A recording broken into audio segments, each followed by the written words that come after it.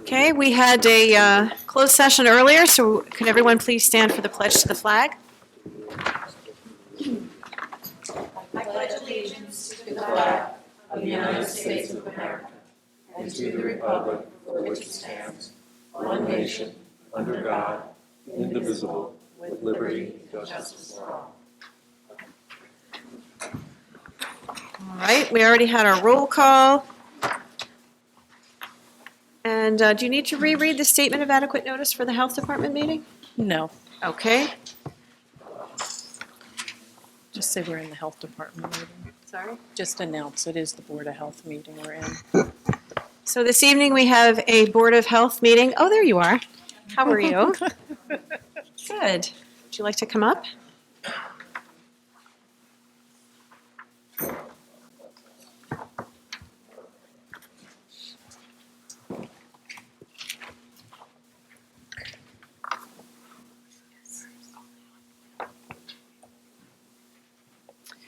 Okay, so we have some time for public comment just on Board of Health issues.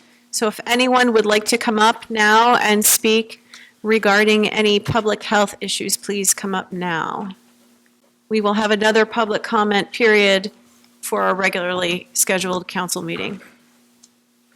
Okay, seeing none? Jill, take it away. Hello, good evening. Jill Swanson, I'm the health officer for the township. Am I turned on? I'm on, okay. So the first item on our agenda is our annual report for 2019, and that was distributed electronically to council members, Board of Health members. I will just point out a few points in here. The report was developed to give some basic information to the public on what programs we offered, what the basic stats are for the year, and highlight some of the programs we did in the previous year.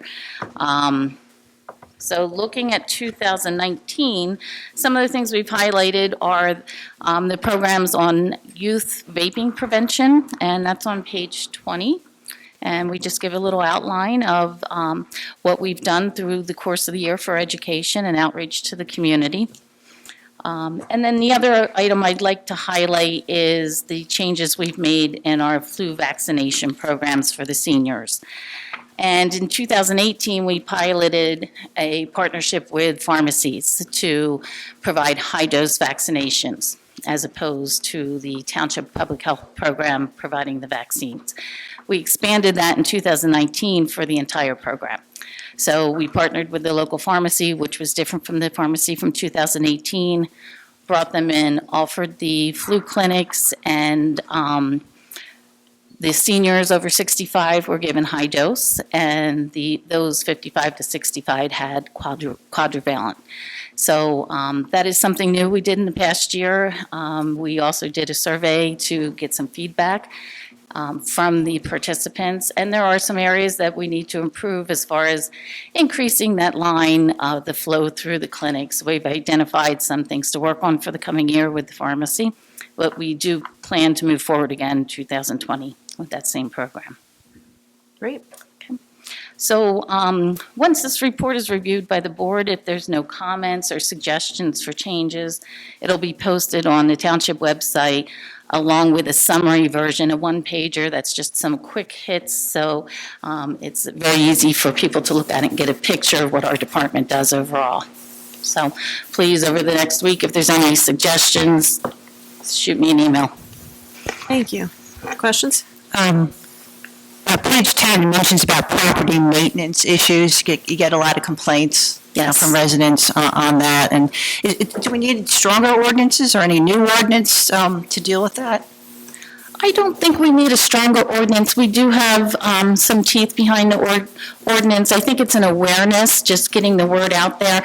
The main issue is the reverse frontage. In some of our developments, we have beautiful sidewalks that meander through the neighborhoods, but individuals don't always realize that they're responsible for reverse frontage all the way to that curb.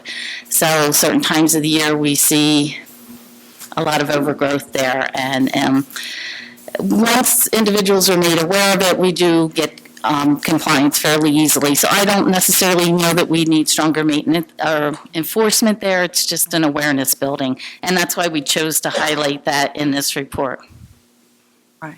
How do residents that are, how are residents aware that they would contact you if they do have a problem like that?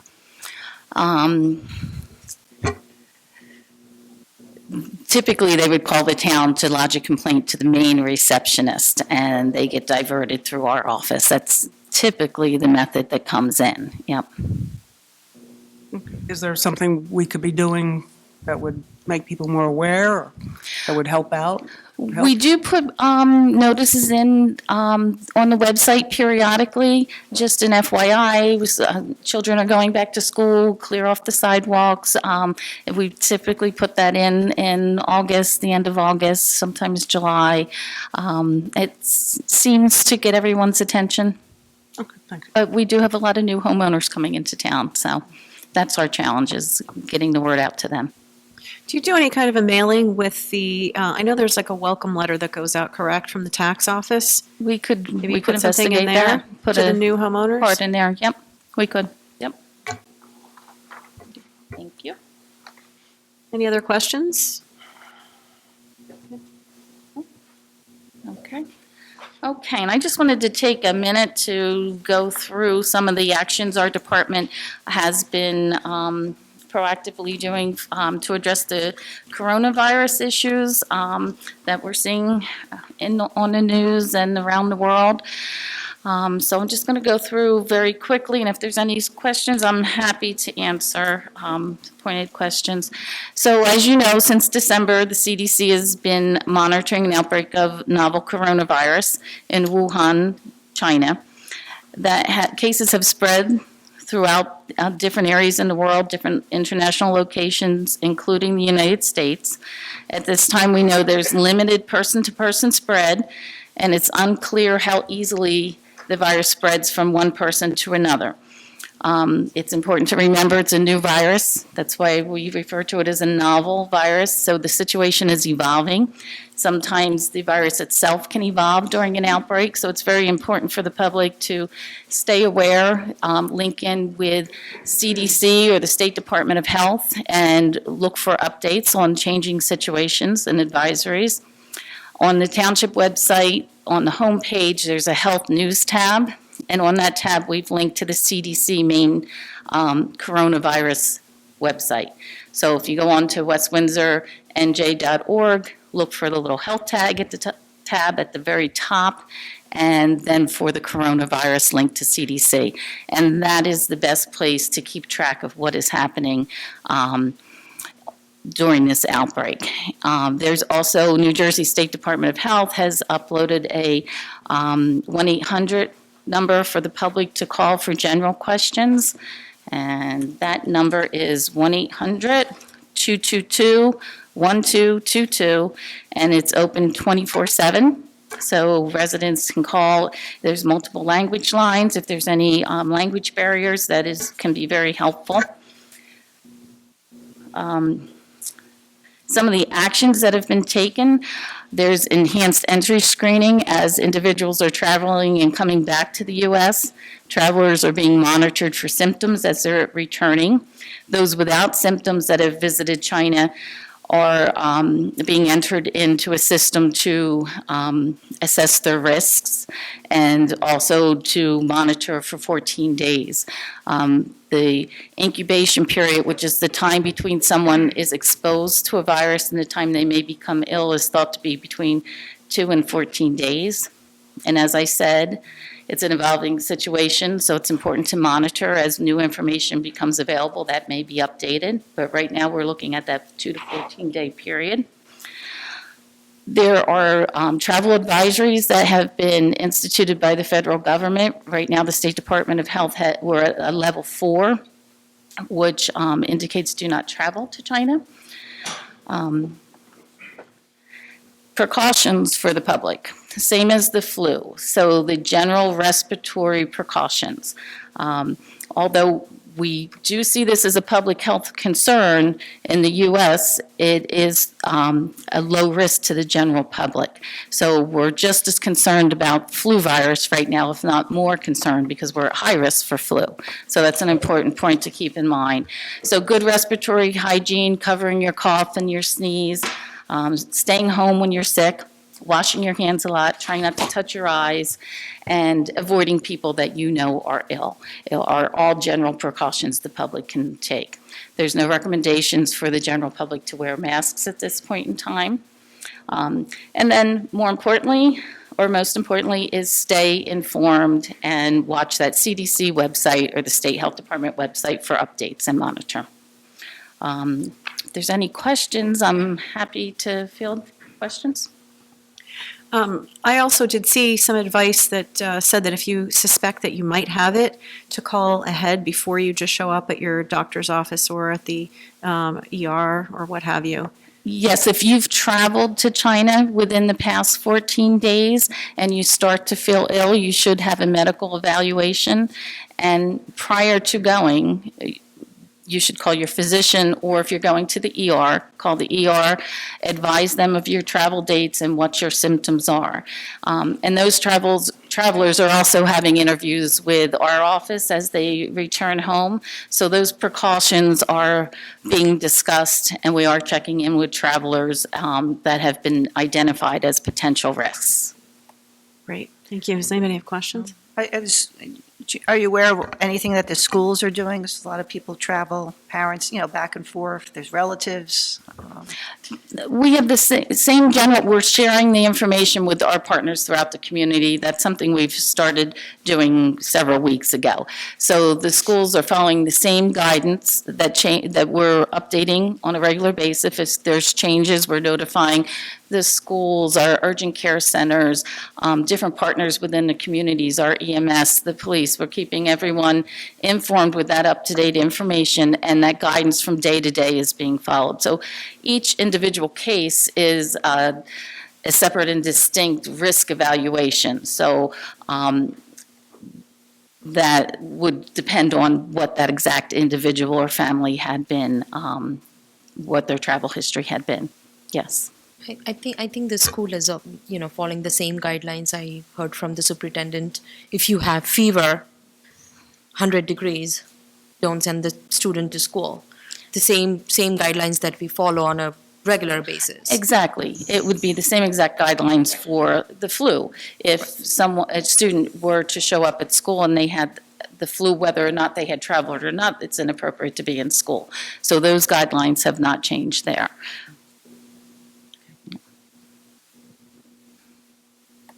Other questions? Okay, thank you very much. Thank you. I don't think we have a need for a closed session. And that was all you had, right, Jill? Yes. Okay, very good. Thank you. Thank you. Public comment? Again, just for health? No, this is regular public comment on any topic anybody wants to say. No, not yet. Still in the Board of Health. Still Board of Health. Okay, so now we need to, excuse me? Oh, motion to adjourn the health meeting, second? Yeah, so moved, and we need a second. Second. All right.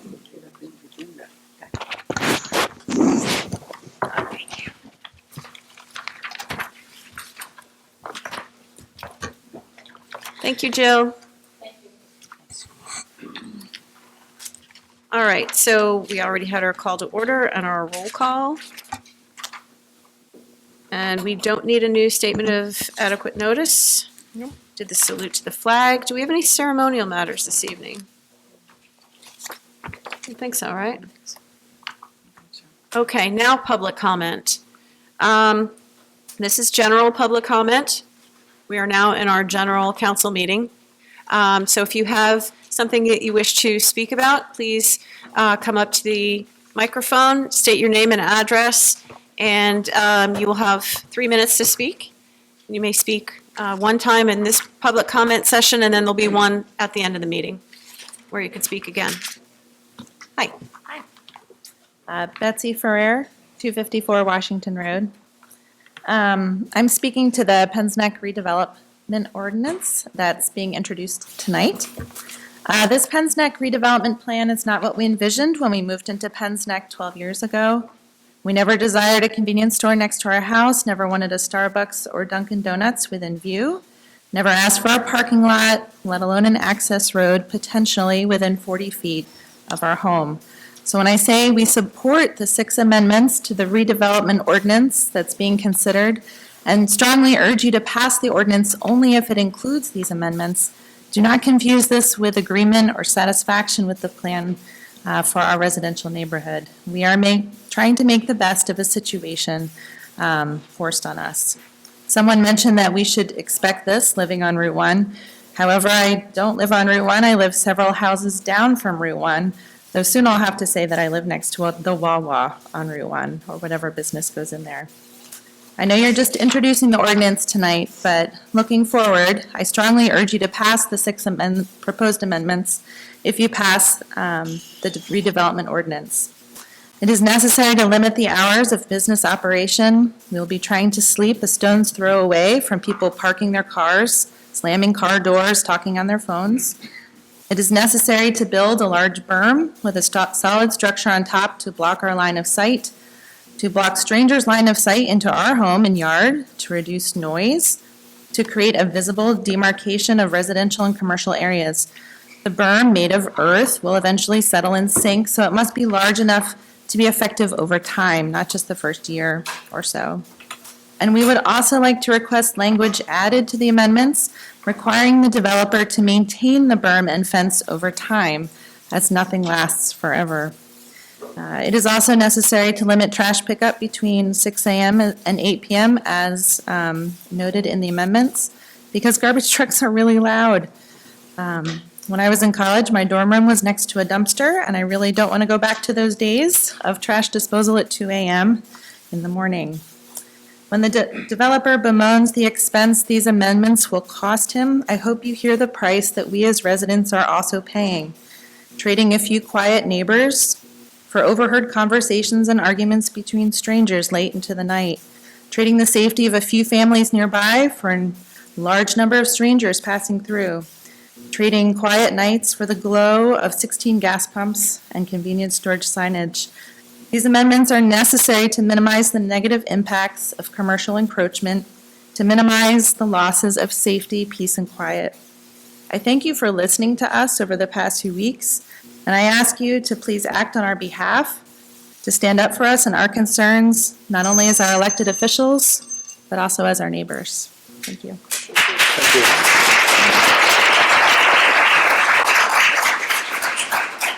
Hello, Amy Woodward, 262 Varsity Avenue. I'd like to thank the mayor, Mr. Stevens and Ms. Jeevers, for their recent meetings with the residents of our neighborhood to hear our concerns. However, I regret that these conversations did not happen much earlier in the process. We would have had a potentially different outcome if that were the case. Over time, as this process has begun, I'm resigned to the fact that this redevelopment is going to happen whether we want it or not. The best we can push for now is to minimize the impact that this will have on our neighborhood, especially for those of us closest to the redevelopment area. I appreciate the 6 amendments that have been added to the ordinance, and I feel they are critical to the safety and security of our neighborhood. Going forward, it seems that it is up to us, the residents of Penn's Neck, to monitor the plans and continue to have discussions with the developer and planning board. It is evident through this process that we have to remain vigilant, because if we don't, no one else will care. I would like to revisit the options with regard to access point from Varsity and consider making Varsity a dead end with a cul-de-sac with no direct access to the development. I'm just recently learning about all the additional plans for building new roads in the area, particularly around the train station and Washington Road, which will alleviate some of the traffic flow and will also give us other ways to get into our neighborhood. I know this is not the meeting to discuss this in detail, but I wanted to bring it up again for everyone to think about. This will ensure the safety and security of the neighborhood, and if Varsity is closed off, there will be no reason for people to be driving around the area unless they live there. It will also eliminate the need for putting in sidewalks down Varsity. I wanted to point out what appears to be a typo in the ordinance under section 2.2 for existing land uses under table 1. The property listed at block 38, lot 25 is printed as 26 Varsity Avenue, but I believe it should be 266, not 26. So I'd Just wanted to bring that to your attention if that needs to be adjusted. And then, as Mrs. Freya brought up, one final question is if language needs to be added to the ordinance, it states that the developer will be responsible for maintaining the berm and any structures or growth, such as grass or trees, that are on the berm. If there's ever a future problem, we need reassurance that it will be taken care of. And is that something that is typically added into an ordinance, or is that just done? I don't know if that's something that would go into the redevelopers agreement, or at the time of site plan, it would be made a condition. You can put in a ordinance affecting the ordinance. The ordinance is irrelevant until the future council changes it. So if the ordinance calls for a 20-foot separation, even 50 years from now, it has to be 20-foot separation. I don't mean the separation, I mean maintenance. So the structure. The maintenance requirement will go into the redevelopers agreement. Okay, so it will be somewhere, not Yeah. in this process. Yeah. Okay, thank you very much. Thank you.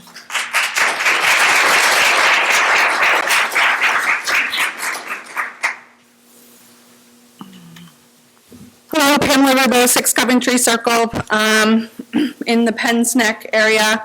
I agree with everything Amy and Betsy had to say, and I want to make sure that everybody realizes we're just kind of at the point of being beaten down that this is going to happen. I do want to make a few points. One of the points was that one of the owners made a statement in last meeting, and I'm quoting, because this would be property which would be our property, this is not property which would be no one's land, and we would be expected to be held to maintaining it. Well, they're not maintaining it for the last 10 years. What makes us think that they would be good neighbors with commercial land? So from our point of view, it would be in good faith to start to take care of the land that they do own there to get support from the neighbors, because they're not handling the land that they own and not maintaining the land that they own now.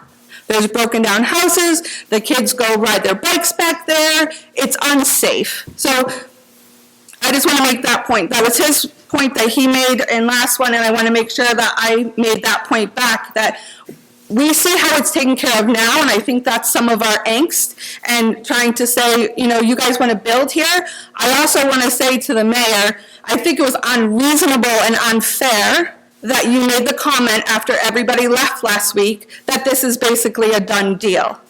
And I think that when you're going to make comments like that, it's important to make it when all are present.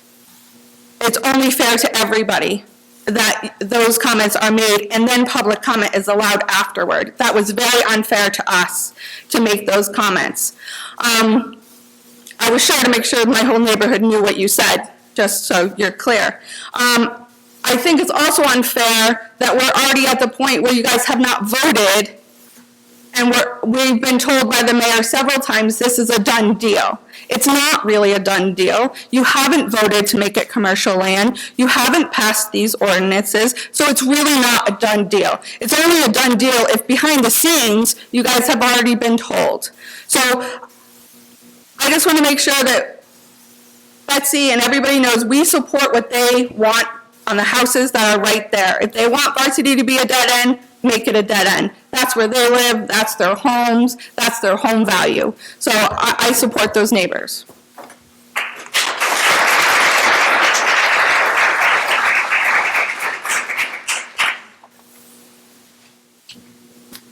Anyone? Hi, my name's Steve Francis, 24 Filson Road. I have a few short comments this time, much to your relief. And I know one of the concerns is about the balance of commercial ratables to residential ratables. It's not as though West Windsor does not already have a considerable tax base for commercial property. In fact, next to Hamilton, we're the highest in Mercer County, and that also includes Plainford, Middlesex. As a percentage, we're far greater than Princeton, Hopewell Borough, Pennington, Hightstown, East Windsor. In fact, we're probably double commercial ratables as a percent than those other places. The only towns where we have a smaller percentage is Ewing, Plainsboro, Lawrence, and Trenton. And I think that is something to look at. I do wonder how much incremental tax revenue the township will receive based on this commercialization. I did some work. I have some numbers if you want to see them, but I estimate it's going to be about $60,000 to $70,000 net. That is 0.04% of the township tax revenues.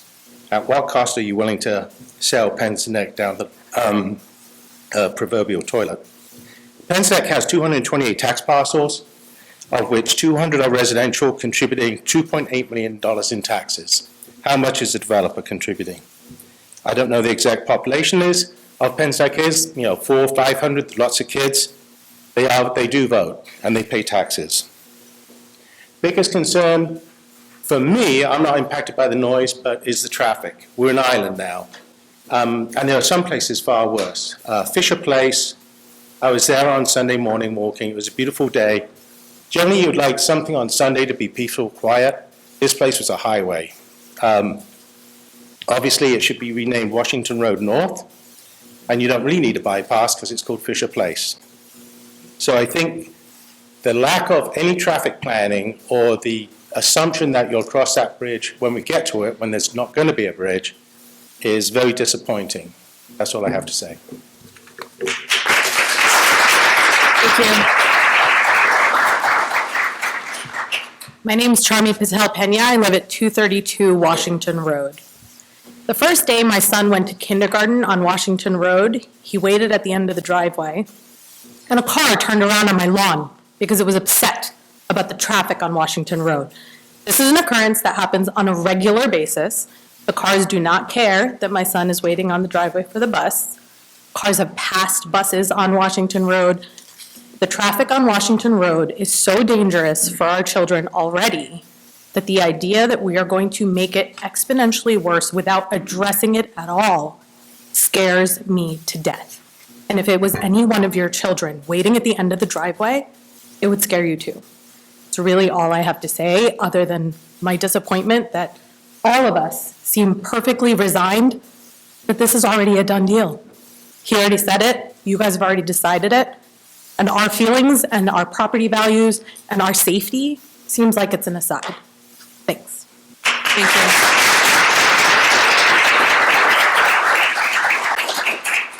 Good evening, Barbara Gantworth, 196 Mather Avenue. And I must admit, perhaps I came a little late to this issue, but I'm confused on what it means that it is a done deal or it isn't a done deal. And I'm in awe and with respect to all of my neighbors who are trying to make the best of a situation that will greatly impact our lives. But I'm here to say, if it isn't a done deal, we really don't want this, or I don't want this. I can only speak for myself. This is not something that I believe, okay, but, I felt I should say me. That this is not something that will enhance the neighborhood. This degrades our neighborhood. And so if it's not a done deal, then we implore you, think again and don't do it. If it is a done deal, then I support everything my neighbors have said to make this as little an awful impact as it possibly can be. But I'm hoping that when people say it's not a done deal, that I know a little bit about what it means to not be a done deal. One last thing. At the last meeting, it was mentioned that people are against everything, and no matter what is suggested. And with respect, I just want to say, I don't feel I'm against everything. I supported affordable housing. Even when it was suggested to be on my block, because I feel people who work in our community should be able to live in our community. So I'm not against everything. This does not support our neighborhood in any way. And the idea of a Wawa and a gas station at the end of my block is something that's going to benefit anybody who lives there. It's just impossible for me to understand. So I thank you for listening, and I hope that it really isn't a done deal. Thank you.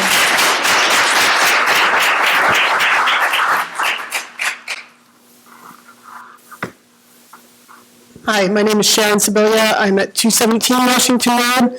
And I just want you to be aware of the fact that since the Alexander Road Bridge has closed, there have been 5 accidents in front of my house.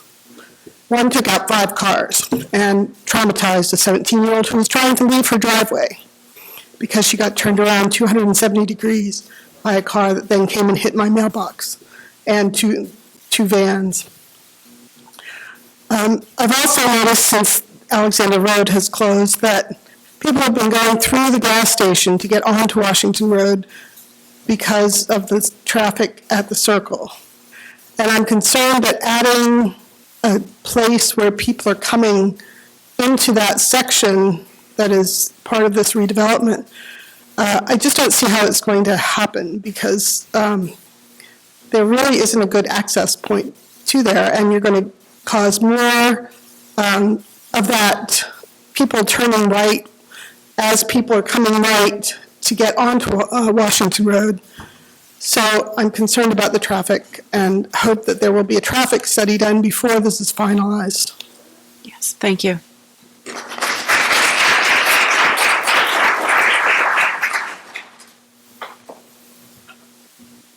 Hi, my name is Tony Fong. I live in 195 Varsity. A few points. One is that this proposal about the development on Washington Road and Route 1, I don't think I have seen an environmental safety impact proposal. And given the fact that there are upside that's being propounded, I want also to see the negative impacts of that to the neighborhood, both environmentally and to the values. Someone needs to do that study. I want to see it. Second of all, I actually want to question the benefits of this proposal as well, because a lot of that has to do with the potential tax revenue to the municipality. I do not see, for example, the intersections of Route 1 with Harrison and also the current Washington Road's business has been overflowing with excess business being foregone. So I do not see how it is being beneficial other than cannibalizing existing tax revenue from those sites. So that's all. Thank you.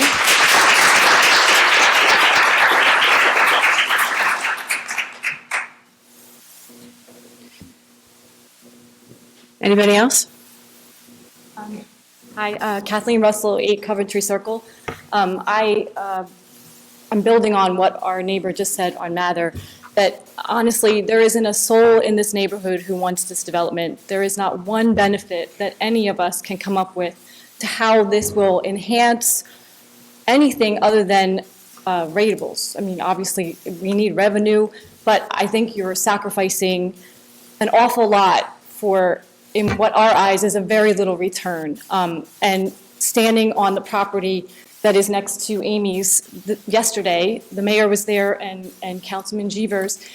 If you had not taken the second row of houses, then I think we could have had a minor development happen versus this enormous one, which I understand the berm is part of this, but I think the balance of that logic is not meeting the pro to the rest of it. I just don't, there's so much being given up here, and seeing that, the lifestyle, that nobody bought a house on those streets thinking that there was going to be a development of this nature. That's not why they built their families there and spent decades there and felt their kids were safe there and walked their dogs there.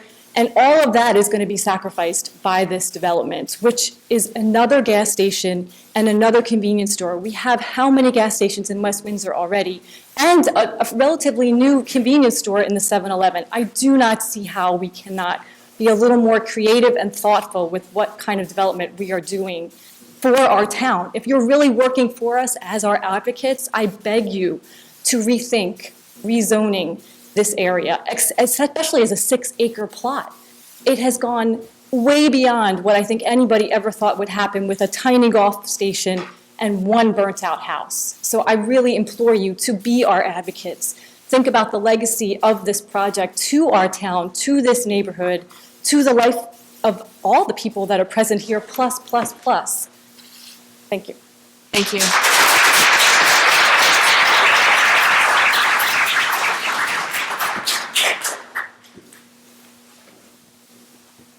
Hi, my name is Sam. I live on 195 Varsity Avenue. I would like to make it clear that before any of this happened, all of us need to see how much of the gain of the revenue from the tax that the township's going to make, because we have a lot to lose. So we need to see how much you guys are gaining for the benefit of the township overall. The benefit and the cost study has to be done. I really think that you can't just put this out here and say, oh, this is great, so you take it. No, that's not how it's going to be done. It needs to be quantified, and I need to see it. I live here, and it's only fair.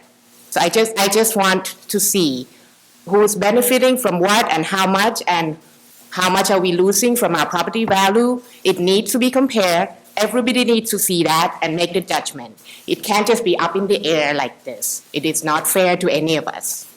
Thank you. Thank you.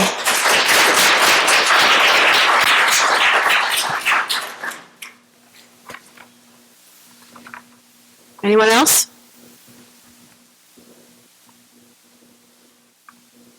Hi, my name is Maria Page. I live on 167 Washington Road. We've been residents of the Washington Road for 37 years, and we were promised, there was a study going on, that there's going to be a bypass. Everyone was signing. Mrs. Ray Roeder was really big on getting that done. Now they said there is enough money, we're going to do it. Nothing was ever done. Everything was just canceled. Now people are building these developments from right and left, and there is no roads that are taking people where they have to go. Now whoever is in charge, planning and giving these permits to build and to, I'm not against it, but why can you make a way that people have a way to getting to where they have to go? The traffic on Washington Road is now impossible, and it's getting worse and worse. And who is in charge for that, may I ask? And I like some answers. This is not fair, people. You are in charge. We're a taxpayer. We live there, and we need some kind of a traffic control. It's beyond what it should be. Thank you. Thank you.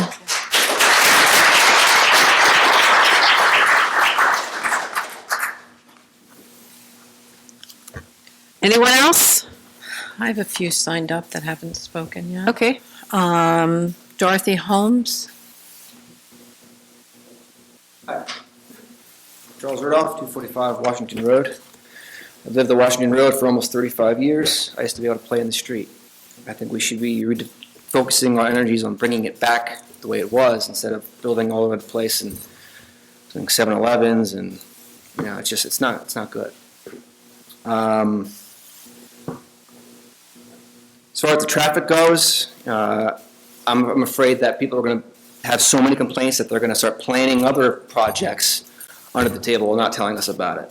What's next? This is a good example of why we're scared, because you guys apparently made your decision over a year ago, maybe more. So I think we should be focusing our efforts on bringing it back the way it was instead of developing everything until there's nothing left to develop and it starts looking like hell. Thank you very much. Thank you.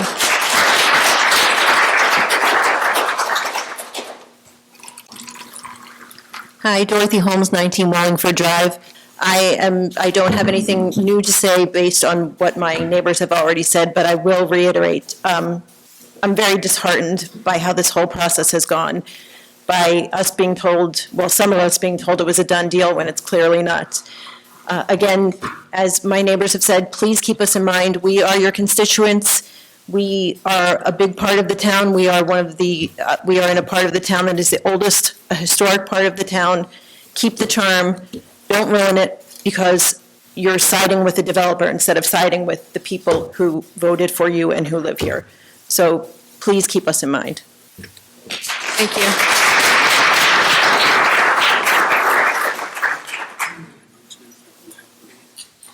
Sarah Campbell, 13 Wallingford Drive. Since I signed up, I thought I'd take my minute. like Dorothy, I don't really have a lot to add. I do appreciate the council members and the mayor coming to talk to us and trying to, reduce the impact as much as possible on the neighborhood. Our neighborhood is really getting the squeeze. We have the Lake Campus being developed, we have the train station redevelopment, and now we have this. And this is a very small, quaint neighborhood, and all of this is really going to change the character of it, and it's not how it once was. I think that's difficult for a lot of us to accept, even though we know, yes, something probably is going to happen there. I don't think we can say, let's just cut this right now, because, it seems like the developer wants to put something there, and it does need something to be done with it. But, really think about how this is going to impact the people who live there, because it's going to be really significant, especially when all of the other things happen as well. So, thank you. Thank you.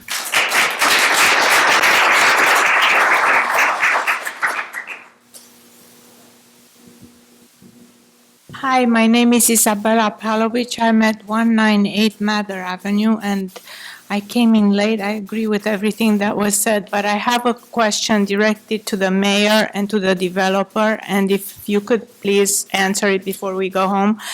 On Saturday at 11:30, this Saturday at 11:30, in the middle of the day, I wanted to leave my home to get out on Varsity and go north.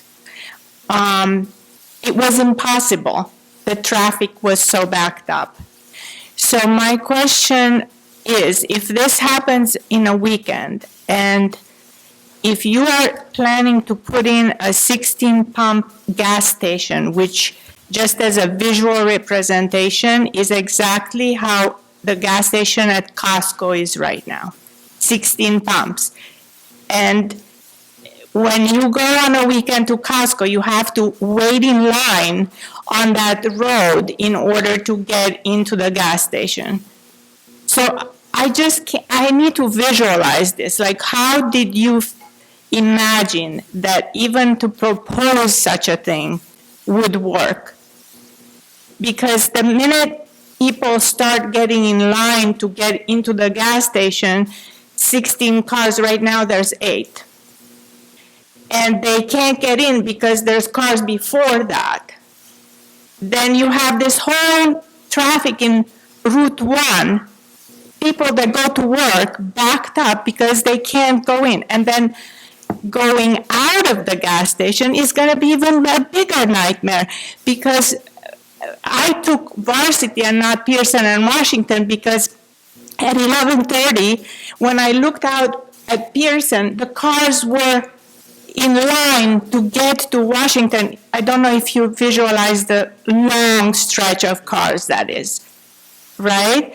So it's blocked here as it is, without the development, without a fast food restaurant, without anything. We're not going to be able to leave what if there's a fire hazard, or what if somebody wants to get to the hospital? This is a real issue, and I would love to hear from the mayor and from, I don't know if Martin is here, the developer. Okay, I would love to hear, Martin, how you figured to put in a 16-pump gas station in there, and the fast food, and it's just, it doesn't add up. It doesn't make sense. Would you like to live there? That's my question. Another question. And would you like to have on Jefferson Avenue, have something like this in the back of your house? Would you all of a sudden, without being asked for a year, and just all of a sudden wake up one day and have that? What about the taxes, the property value? It's just inconceivable. I'm a visual person. I visualize things really well. Please give us an answer. Thank you. Thank you.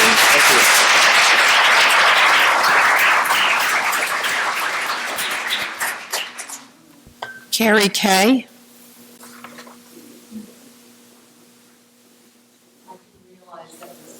Oh, okay. You don't want to? Okay, no problem. looks like Ms. Small. Oh, sorry. Go ahead. Go ahead. Come up. I'm Miss Small. I didn't realize that it was signing up for speaking. Okay. Oh, okay. So I. Okay. No problem. Next. Hi, Jerome Keeler, 252 Varsity Avenue. I'm not going to repeat anything anyone else said. I'd just like to speak to one thing that really bothers me as someone who refuses to go on Facebook anymore. I hear from many people that in the Facebook discussion groups, those who are trying to promote this development say essentially that Penn's Neck is ugly. And people who don't live in Penn's Neck come on there and say, yeah, you know, Penn's Neck's ugly, build this thing, get rid of those old houses. Some of the houses that are there already on those residential lots that will now be taken away are ugly, should get rid of them. I like my neighborhood, and I think that saying you should get rid of something because it doesn't look good is kind of messed up. And I hope you won't do that in the future when you talk about any neighborhood in West Windsor. Not everyone wants to live in a McMansion old neighborhood where every house is the same and there's no variety from house to house or person to person. I think you can see that our neighborhood is pretty united, and it's not because we live in the same kinds of houses. It's because we talk to each other and we respect each other's differences. We respect each other's different houses. And I think that the one thing that I really appreciate about this process is that we've all gotten to know each other, and I hope we keep Penn's Neck Pride going.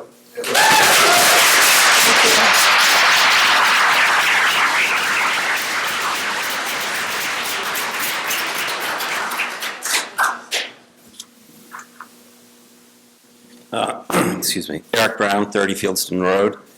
I find it ironic that having lived in Penn's Neck for 20 years now, that every year I get a very nice letter from the mayor explaining why my taxes go up and everything that I benefit from it, the open space that's been preserved, and the school systems and everything else.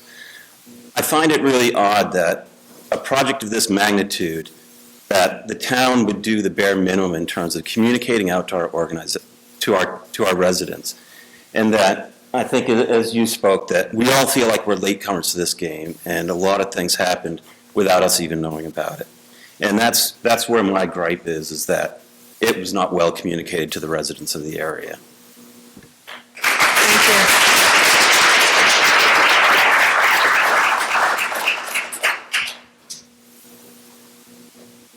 Anybody else on the list, Gay? 19 Pleasant Valley Way.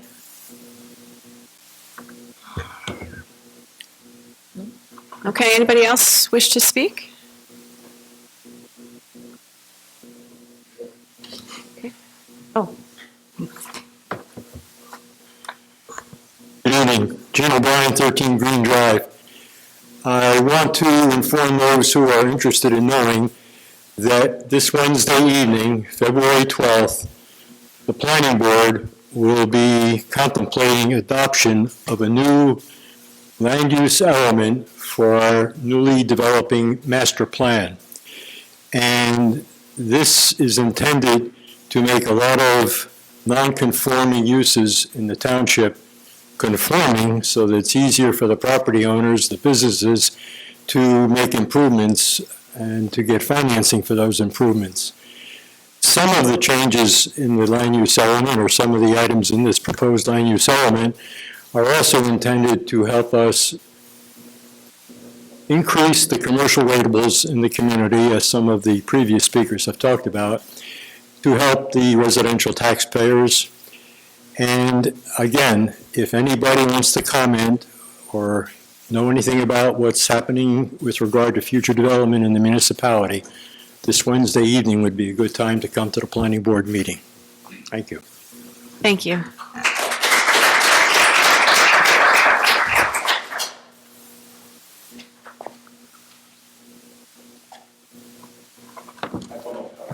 And I appreciate you brought that up because at 5 o'clock this morning I was reading it. And I did notice. Name and address for the record, Hello, Stephen please. Francis, 24 Filson Road. Along with that, there's a lot of discussion about the beauty of Dutch Neck and Berrien City, and Penn's Neck is actually bigger in size, but we have always been the red-headed step kid with leprosy, as far as West Windsor is concerned.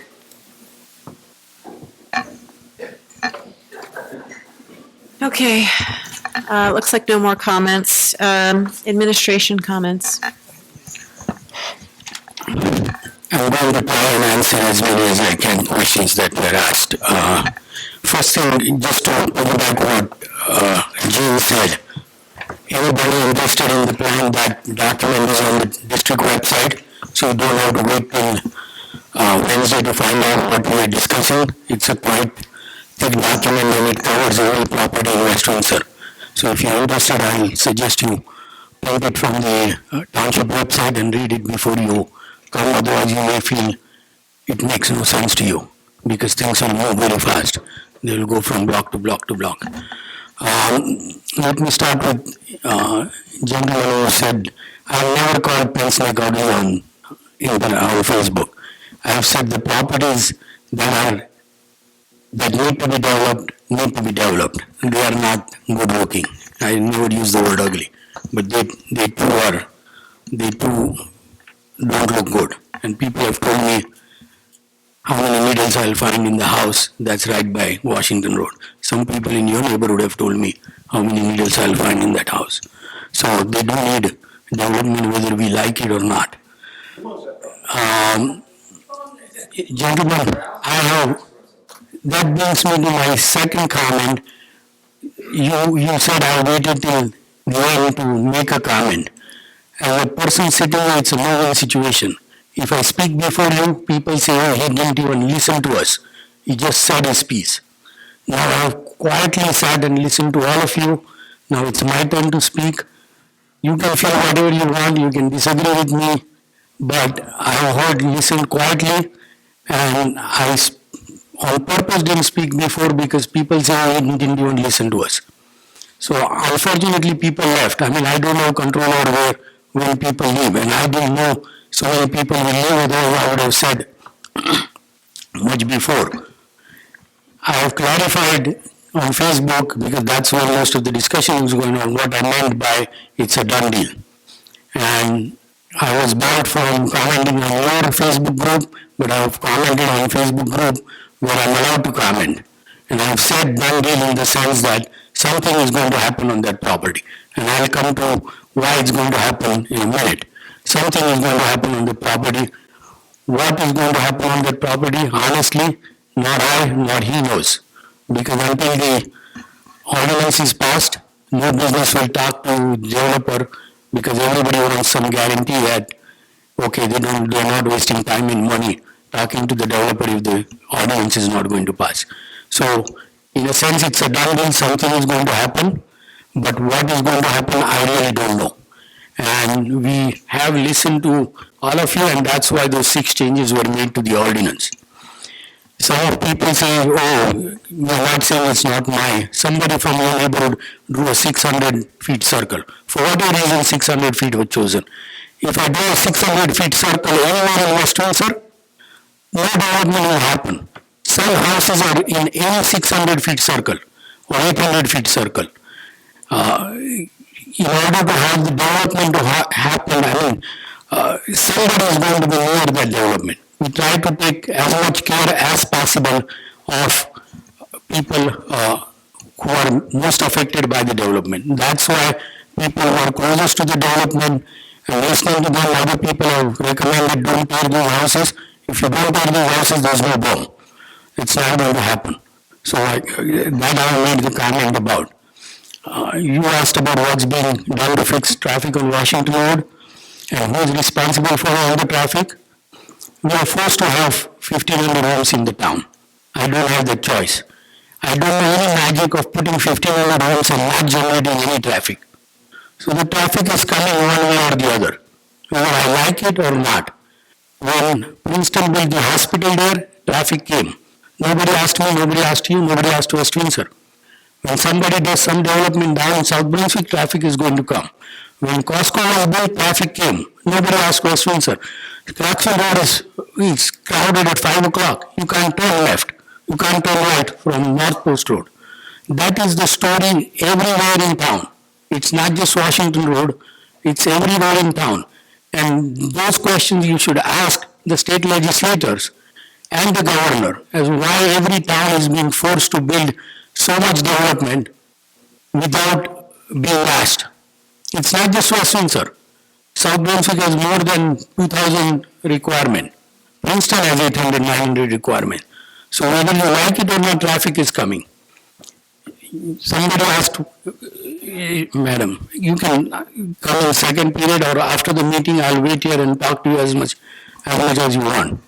What we are doing to address the traffic, the train station development is required to build a connection to One Drive. So that will have a second outlet, not just on Washington Road. It will have a road coming, the Washington Road, the curve that's coming over the railroad bridge is going to be straightened. It's going to come roughly where old Rush Holt's office was, 50 or 70 Washington Road. So that road will get straightened. SRA is coming with a proposal. We have told them that if they want to develop that property, they have to build a bypass that we were talking about. That road is going to cost $10 million. And it has been made clear to them that before they can develop, they have to build the road. If West Windsor cannot build a small development, no developer or no builder is going to talk to me. Or no builder is going to talk to us. That's the only way to relieve Washington Road traffic, by building that bypass. And that bypass is not going to happen if I can't build a small development. Nobody is going to be interested in spending tens of millions of dollars in West Windsor unless we can say that we can get the projects done. And I'll tell you one story. First time I got elected to council, I went to Trenton for some seminar. And a long-time legislator told me that when I was elected 20, 30 years ago, the first thing his mentor told him, whatever you do, don't make a decision. Because if you make a decision, somebody is going to be unhappy. And they are going to come after you. Okay, I'll tell you West Windsor story. The West Windsor Council passed a resolution to get 571 fixed, first somewhere around 2003, then again in 2013. Okay, then there was disagreement again among council members. The county walked away. 571 is still the same mess. No project is going to be perfect. No project is going to be such that it's going to make everybody happy. But we have to do something that will improve the situation. If the developer is required to do a traffic study, once he knows whatever he decides to put in there, the developer is required to do a traffic study. If the traffic study proves that the traffic can't be handled, the planning board won't give approval for the traffic study. I can't make that judgment. Right now the traffic is a mess, which is very true. That's because the Alexander Road Bridge is closed. Nobody's telling the county that work 7 days a week, 12 hours a day to fix that road faster. Nobody's saying that. I'm the only one who is complaining to the county. We are keeping the two bridges closed for 6 months and causing traffic. Why can't you go and hear at the freeholders that work 7 days a week, 12 hours a day, fix that in 3 months? So, things are happening now beyond your control, my control. I only control what I can, and the way I see it, this is the best way to fix traffic on Washington Road, getting the bypass done through SRA, to getting the bypass done to One Drive. And if I can't do the small project, I can't get anything achieved. So I understand nobody likes development in their backyard. There's a lot of development going on where Mrs. Zell lives. She doesn't have a choice. There are 220 apartments going on there. 3 properties next to her are being developed, much bigger than what they were before. That's happening all over town. And it's just unfortunate, but that's required. I mean, we play by the rules that we are given. I wish I was a king. I'm not a king. I just have to follow the rules that I'm given. And so when I said this, it's a done deal, I will tell you something will happen there. I don't know what will happen. And if the traffic study finds that you can't do anything there, then nothing will happen. It will stay as it is.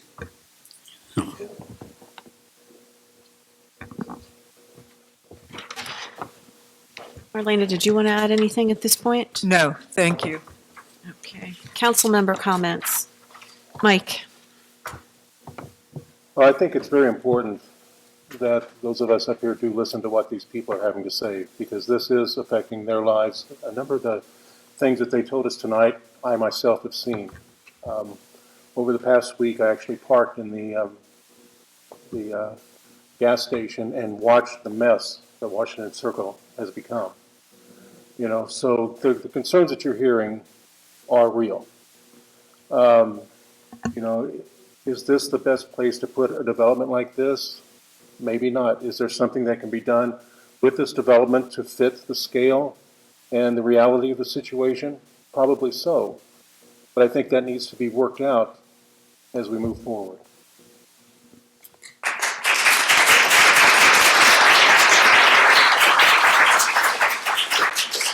Thank you. Andrea? Are these general comments or we? Anything. Yep. Yep. Anything. Anything. I think I've got a pretty good idea of what the comments are on the project. So I'm just going to go into some. Sorry. So I'm just going to go into some general public comments. On January 30th, I got to go to a police swearing in and promotion ceremony. I was very impressed with the backgrounds in the police. Looking forward to having new police in our area. On January 29th, we had an example of where the county doesn't listen at all to anybody. The Dam 21 has been opposed. The major development on Dam 21 has been opposed by a lot of different people for months and months and months. And in this particular case, the Parks Commission voted to just go ahead with the project. They didn't even make any suggestions of changes. These are general council comments, which are just general.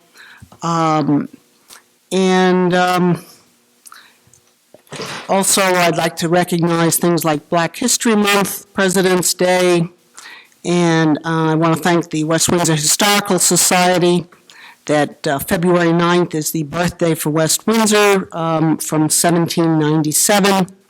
We're having a resolution for women's suffrage tonight, and I think looking at our council, women's suffrage has worked pretty well. And I know a lot of the kids in our town and a lot of the girls in our town, and I think knowing these people, I can see that they don't take any gruff from anybody. I'm actually looking out here. I know we don't take any gruff from anybody, and I think women have come a long way. But in this particular case, as I've said before, I think we have been listening a lot. I know people have mentioned the Sixth Amendments. Those Six Amendments are a result of us listening, taking a lot of notes, and working with various people, trying to do as good as we possibly can if we're going to do any kind of development, trying to compromise back and forth. I think everybody has agreed that adding the hours, I know the hours were a big issue right at the beginning, and now we have restricted the hours. The size, what goes in it, whether or not there was going to be diesel, whether it was going to be trucks, that's been answered. The particular restaurant, people were concerned there was going to be some huge McDonald's. We've now put it down at 2,500 feet and made it more of a cafe type of a place. And these are just possibilities that could go in there. It could wind up being the office building. It could wind up being the drugstore. Some of it could even wind up being something that you might find nice to have there because it'll be in walking distance from the neighborhood at some point. I've served on the planning board. I know the kinds of things that the planning board does to look at a development, to look at the traffic studies, to try to put nice plans, to put absolutely, look at everything in great detail. And there's a lot of steps between here and there that are all open public steps. So I think, I'm not sure, as the mayor said, done deal means, hey, there's a piece of property, somebody owns it, and they're going to put something there. So I think the key is to try to have as much control as possible, and that's what we've been trying to do. Thank you. Thank you. Linda? Look, I totally agree with all of you, minimize the impacts, and we are listening. And what is a little bit different than sometimes when we have these type of meetings is that the owners of the property, developers, are here, and they are listening too. Usually where they're like nowhere to be found. They're not at our meetings. They're at the site plan meetings because that's a public hearing at the planning board level. But I'm a little encouraged that you're hearing the concerns firsthand, meeting after meeting, and there's going to have to be a way, should this process move forward, to be very cognizant of protecting our residents, because Penn's Neck is a wonderful place to live. It's a beautiful area, historic area, and we need to protect them, and we need to keep the conversations going. I think that's very important. So I thank everyone, of course, for coming here, and thank you for coming here too, and listening, because this is a lot of process. There's a lot of site plan type of issues that are coming up, environmental studies that gets done. When the site plan comes in, the applicant, hires a study to be done. We have our professionals from the township that are hired. They review the plans, they review the environmental study. The big one is the traffic study, of course, because we're all trying to figure out how in the world this is going to all work. But we don't know exactly everything that's going to be built there yet, how it will be laid out. We don't have a traffic study. We don't know what the DOT is going to say. So there's a lot of issues to be professionally studied too at this point.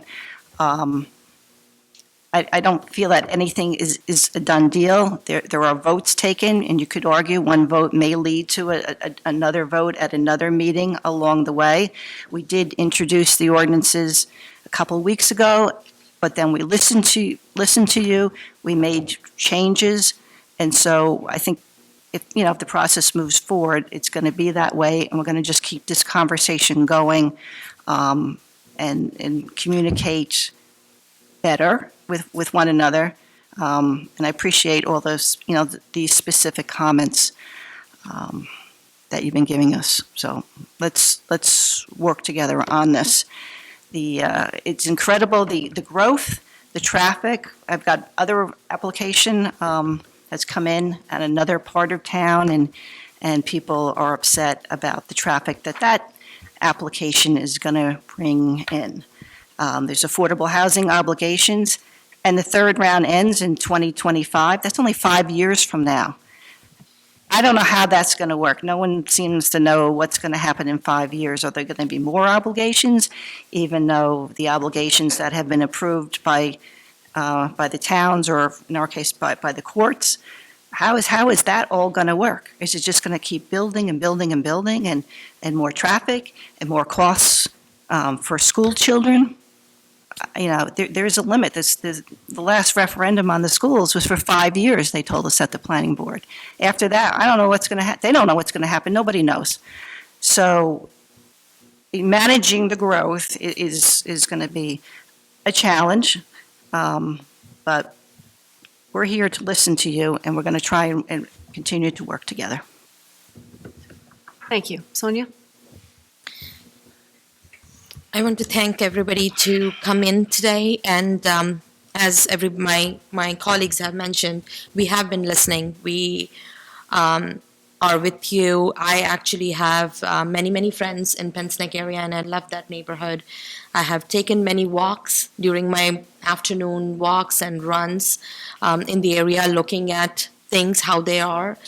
Completely understand the concern about the traffic.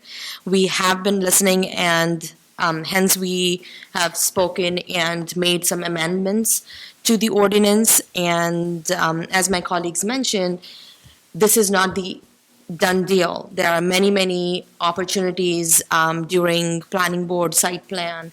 And thank you, Mr. Khan, to be here and hear everything, because it's really important to me to see that we do this the right way.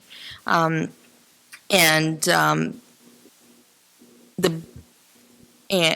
I want to look at all the amendments and hopefully get all the amendments approved so that protects our residents. I also want to take the opportunity to thank our Historical Society of West Windsor for educating us on our town's history. As of yesterday, February 9th, we celebrated 223 years of being a town, so want to wish everybody on that front. That's it. Thank you. Okay, I'm going to go through a couple of my notes just to add on to what has not yet been addressed. So normally when we do ordinances, we don't include a lot of the specifics with regard to a project. But in this case, because there was so much concern about it, and you know, we heard everybody's comments several weeks ago, we did put in those amendments addressing some specific things. Usually those things come at the site plan review stage. But we did feel that it was important to put them in now, some of those things in now. With regard to some of the other specifics that people have asked a lot about that are going to be determined by what goes in there, we can't address those yet because we don't know what's going to go in there. So, and we don't know what the traffic studies are going to say, and we don't know what the environmental studies are going to say. And so all of those things come later. And we can't do those things because that's not the council's job. And it's also, we wouldn't know how to do it because we don't know what businesses could possibly go in there. So that's not pushing off responsibility or kicking the can down the road. That's just the nature of how these things develop, how they, come about. So, but again, we did put more in this ordinance than a council normally would to protect the residents. Let's see, somebody mentioned, where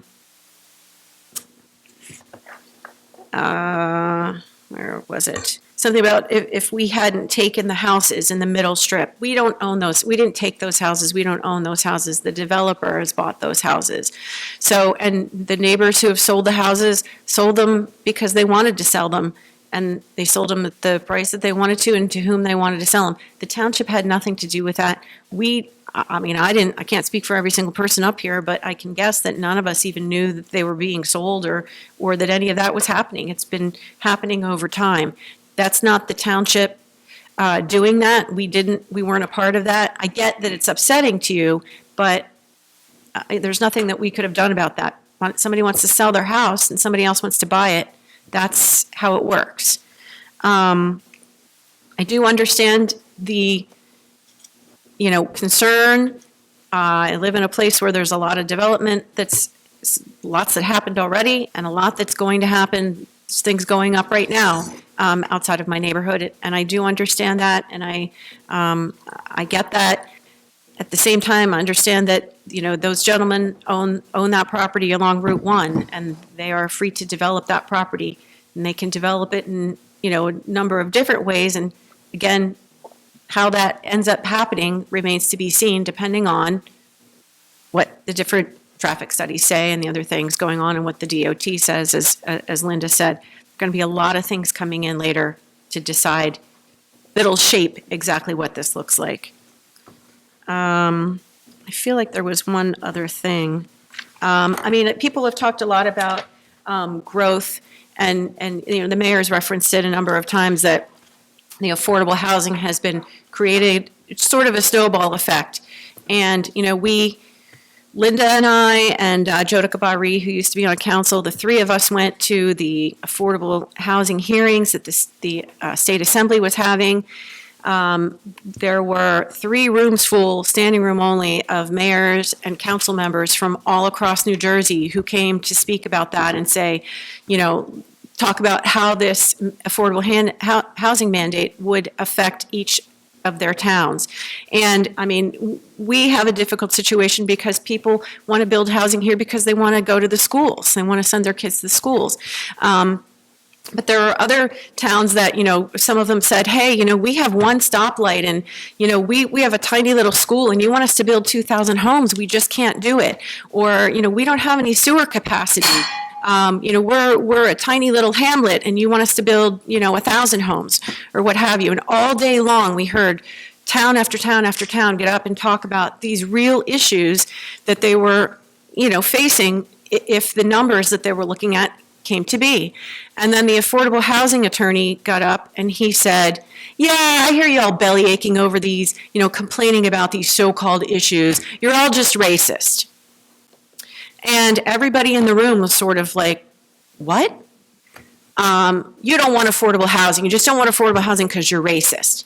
Well, what he was really doing is he was trying to shame all of the council people and the mayors who were there, and he was trying to put all of those assembly members on notice. Don't mess with my gravy train here, or, I'm going to label you as racist and you'll never get elected again. And at the end of the day, and again, this is all day long, 3 full rooms of people from all across New Jersey, the gentleman who was running the committee chair said, wow, this is great. It's so great to hear from everybody all over the state. I think we should have 3 or 5 more meetings. We need to hear more. We need to hear more. And so I'm going to have more of these meetings. Really? After all that, he needed to hear more? Guess how many meetings he had? 0. And that was a couple of years ago. So the township fought for West Windsor residents. We fought really hard. And then, we got a really, crappy judgment. And we were ready to fight that. And then we found out that even if we fought that, we'd still have to run a parallel situation where we changed all the zoning anyway. So years from now, we could win, but we've already changed the zoning. It's dumb, but it's the way the state sets things up for their benefit, not for the residents, not for the townships. And these are the things that we are faced with every single decision that we make.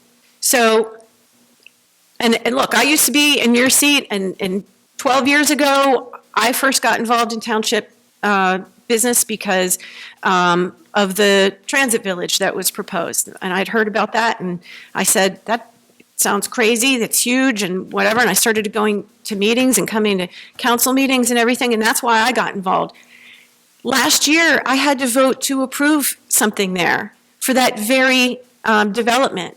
But the choice was to either vote on some improvements that the mayor was able to negotiate with a new developer that has that property, or vote against it, and then it would go back to what was decided by a court that was worse. So we often have to vote for things that aren't great, that have a lot of negatives associated with them. But we're in a situation where you got to pick the best of the worst alternatives. Unfortunately, that happens a lot in New Jersey. And again, we've tried to fight battles for the residents. We do it all the time. The mayor was constantly every time he'd see some assembly member or senator, he would accost them at a function and say, hey, we got to do something about this affordable housing thing. What are you doing about it? And I swear, some of them would say, what affordable housing thing? Like they never even heard of it.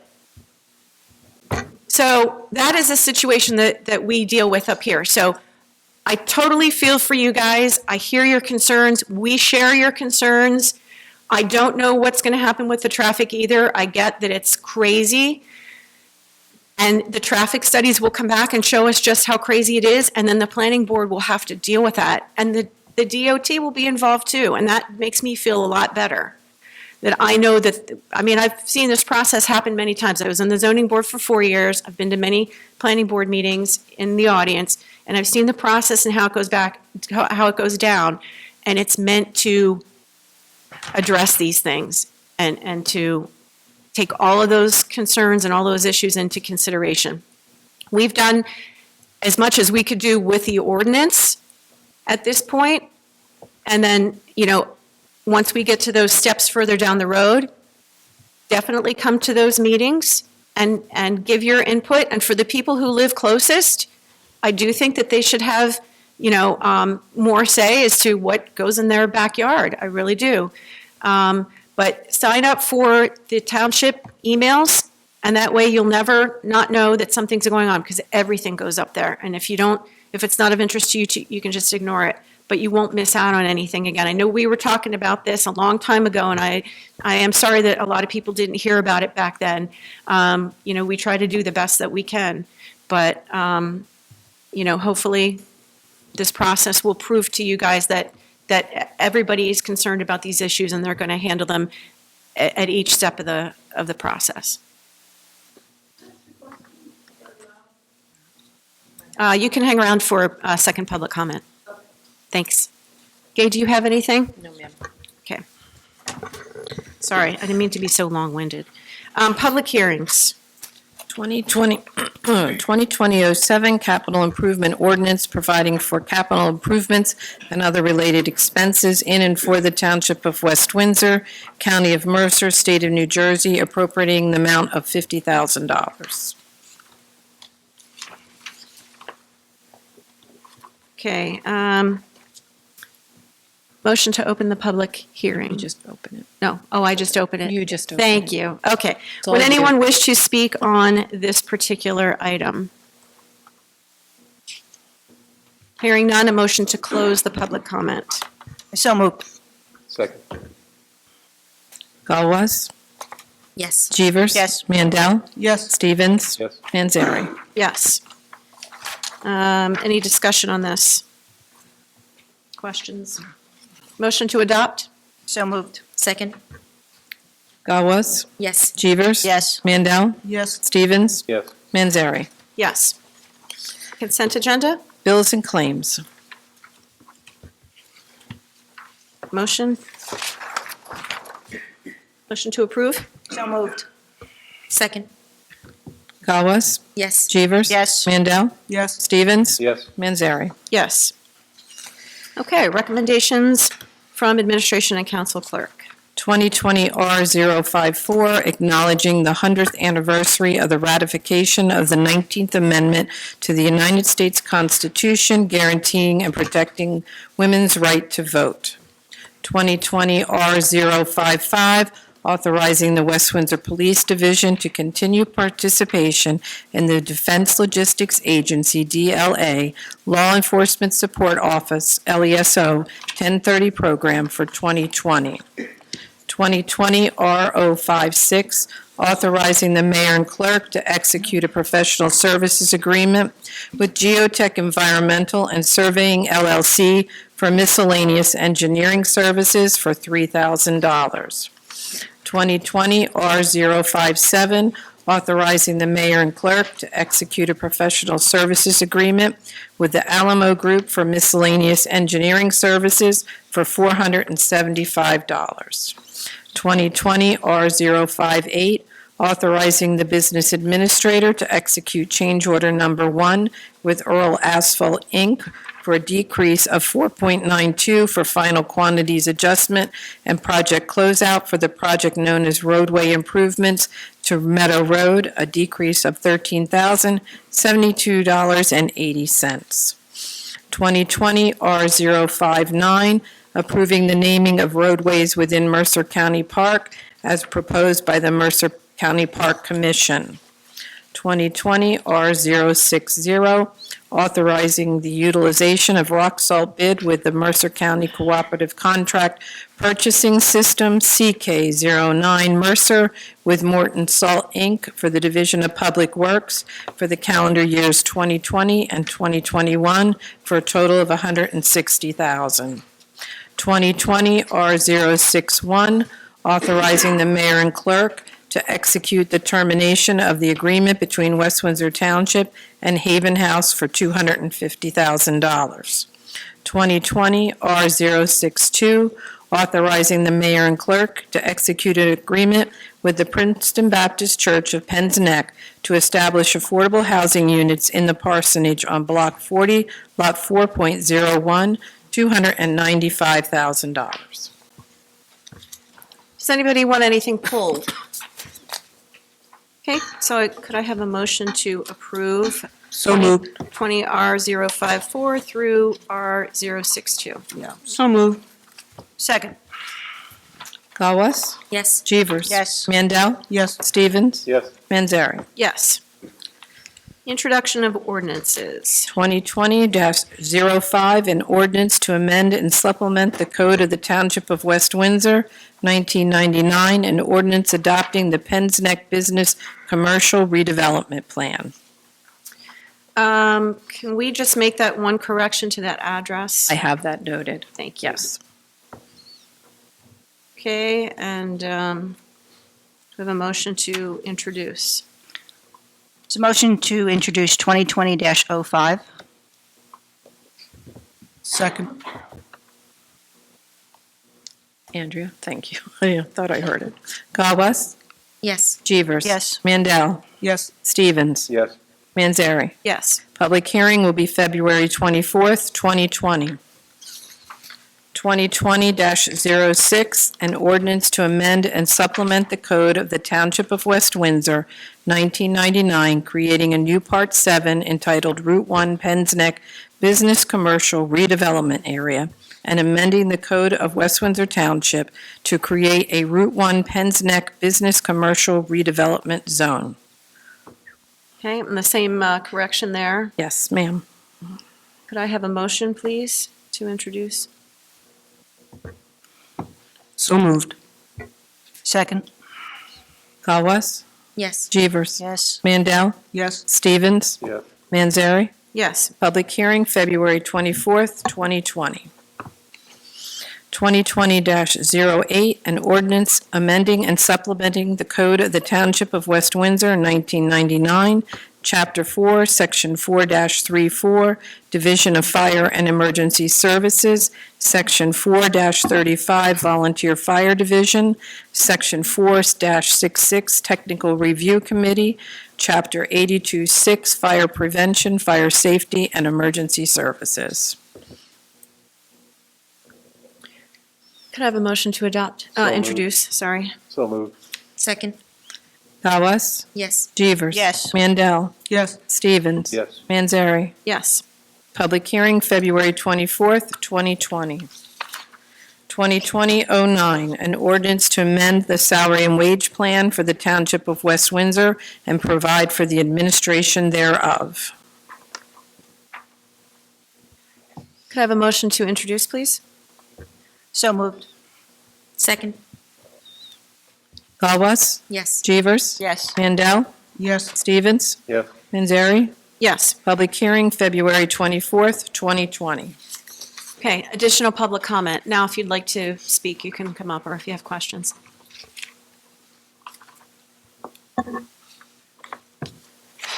Address again? Yes, please, Okay. and name. Jerome Keeler, 252 Varsity Avenue. Just while we're here, the bypass, can you tell us where that's supposed to start and end? How many lanes it's going to be, and a tentative timetable? Is that kind of information available yet? That's actually two steps. First, the Avalon development by the train station will happen before the SRI. The SRI hasn't come up with the proposal, so I can't comment on SRI part of it. But the Avalon, as soon as they come in, I would let you know, and it will be a public hearing again. Okay. So, but not, it's not, as of this time, again, it depends on the traffic study, but when the road comes out near 50 Washington Road, there will be either a circle and or a traffic light, depending on the traffic counts.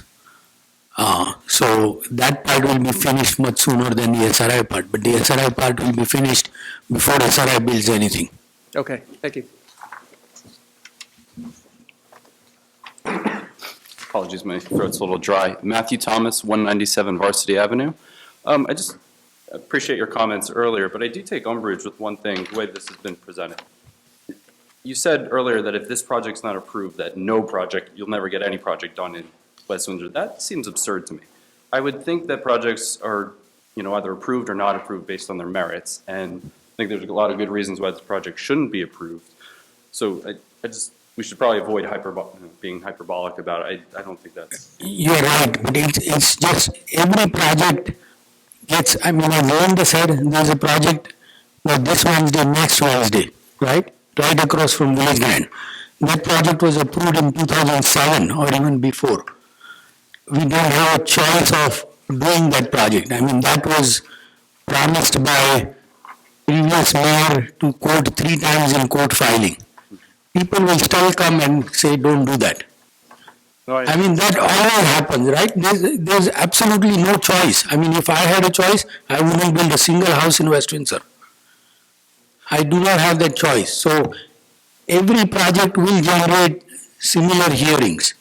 And the whole year is going to be like that. That is why. If I decide not to put anything within 600 feet of anybody's house, nothing will happen. That's what I meant. I understand. And one other point is, and this is the part I don't understand. These were residential, and I appreciate you coming. I think it's good that you've come. I know it takes a lot of courage. I'm sorry, can you speak a little closer to the mic? Otherwise, people at home can't hear you. Apologies. But one thing I don't understand is these were residential properties that were purchased, right? They weren't commercial when they were purchased. So at what point were they rezoned to commercial to allow for all this? Like, when did that happen? So the row of homes in between the Route 1 properties and the next one, the in-between ones, those were included so that there would be a proper barrier that could be built of, wall, berm, So the that kind of rezoning thing. was done, like they're no longer It's residential? to protect the neighborhood. Okay, that's my question. Like, that we're already past we've already gone, had we never done that, though, we wouldn't even be at risk of this being forced upon us, right? I didn't catch the question. No, he's asking if the planning board didn't include those middle row of properties, that they wouldn't be developing. They would still be developing, you just wouldn't have that as a barrier. Yeah. I don't mean to cause confusion, Okay, it's just part of the process I didn't understand. Yeah, so, Right. Got it, okay, that helps, my Right. apologies. All Yeah, right, I so understand. if the ordinance is approved at the next meeting, then that thing is done. Got it, okay, thank you. thanks. Steve Francis, 24 Filton Road. The 600-foot thing that I was alluding to was the notification I had to give to my neighbors to get a 5-foot variance at my house at 24 Fieldston. I wasn't saying it was an exclusion zone like the 200-mile zone around the Falkland Islands in the Falklands War. It was purely that the council or the government has failed us on communicating it by claiming we only have to tell people within 200 feet. They get certified notices. That's the absolute bare minimum you did, and yet the council or the zoning board, when I put in my zoning application back in 1997, they made me notify a business on Alexander Road. They made me notify everyone on Coventry. That's what that 600 circle meant, is that you would have covered most of Varsity, Mather, Washington. And you actually said, well, maybe we should get more people involved in a democratic process by making decisions. Last July, one, to do the first 5 lots as redevelopment. And then, within 2 weeks, you add the other 5 lots. Now, the question is, would the investor have purchased those lots up had they not been in the redevelopment zone? I don't think so. Because it would not be feasible. They were purchased years ago. No, they weren't. Some of them were just purchased. Not all of them. Township records My are understanding totally out of is, date. my understanding, and maybe somebody No. else could speak to it, is that, I don't know if all, but some of those lots in the middle section were purchased well before Not all it of ever them. came to this council. Not all of them. Go back and look at the land records. Let me come, I wasn't referring to your 600-foot comment. Somebody else has examples of gas stations in New Jersey, somebody has posted, I don't know if it's you or not. Yes, that's So, right. yeah, okay. That's because Okay, in this basin, there's a Wawa with a gas station. Yeah. There's not a residential property probably within 1,000 feet. The Speedway, down on 539, and Manchester Township, there are Wawas on the same scale that we're talking about. And I have nothing wrong with a Wawa at 539. There's no residential houses there. I was commenting about that, I was not. Sorry, I was commenting about that, not commenting about this. My son-in-law's comment about, using the excuse, well, if we can't get this 5-acre, 188,000 square foot development done, we can't get Hughes Track done. You're using us as a scapegoat. No, I mean, I'm saying that every property in town, you come on Wednesday, see every property in town is being rezoned. Some for the benefit of owners because they're non-conforming. Excuse me. You keep on Sir, diverting. I'm sorry, this is public comment, it's not public discussion, so I appreciate that you made your comments. Please sit down and let the mayor respond. Thank you. I think if you let him speak, he'll respond. I mean, every property in town is getting rezoned based on what can be developed there. And some of them for the benefit of the owners because they are non-conforming, so it creates a lot of problem for them.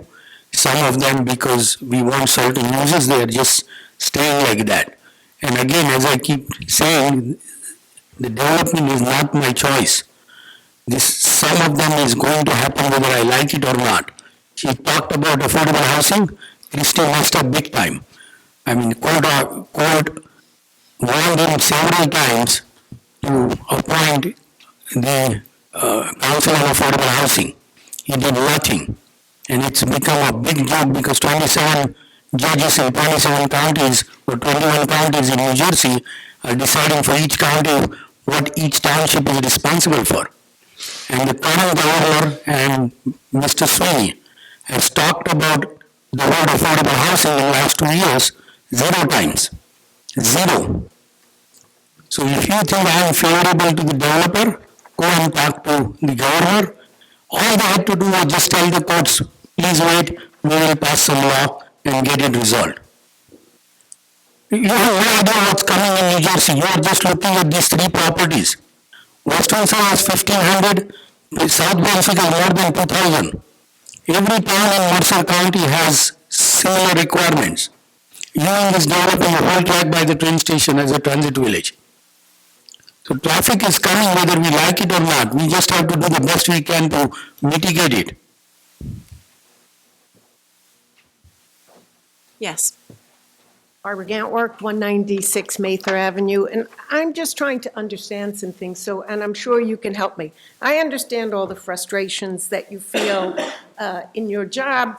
However, this is not about affordable housing right now.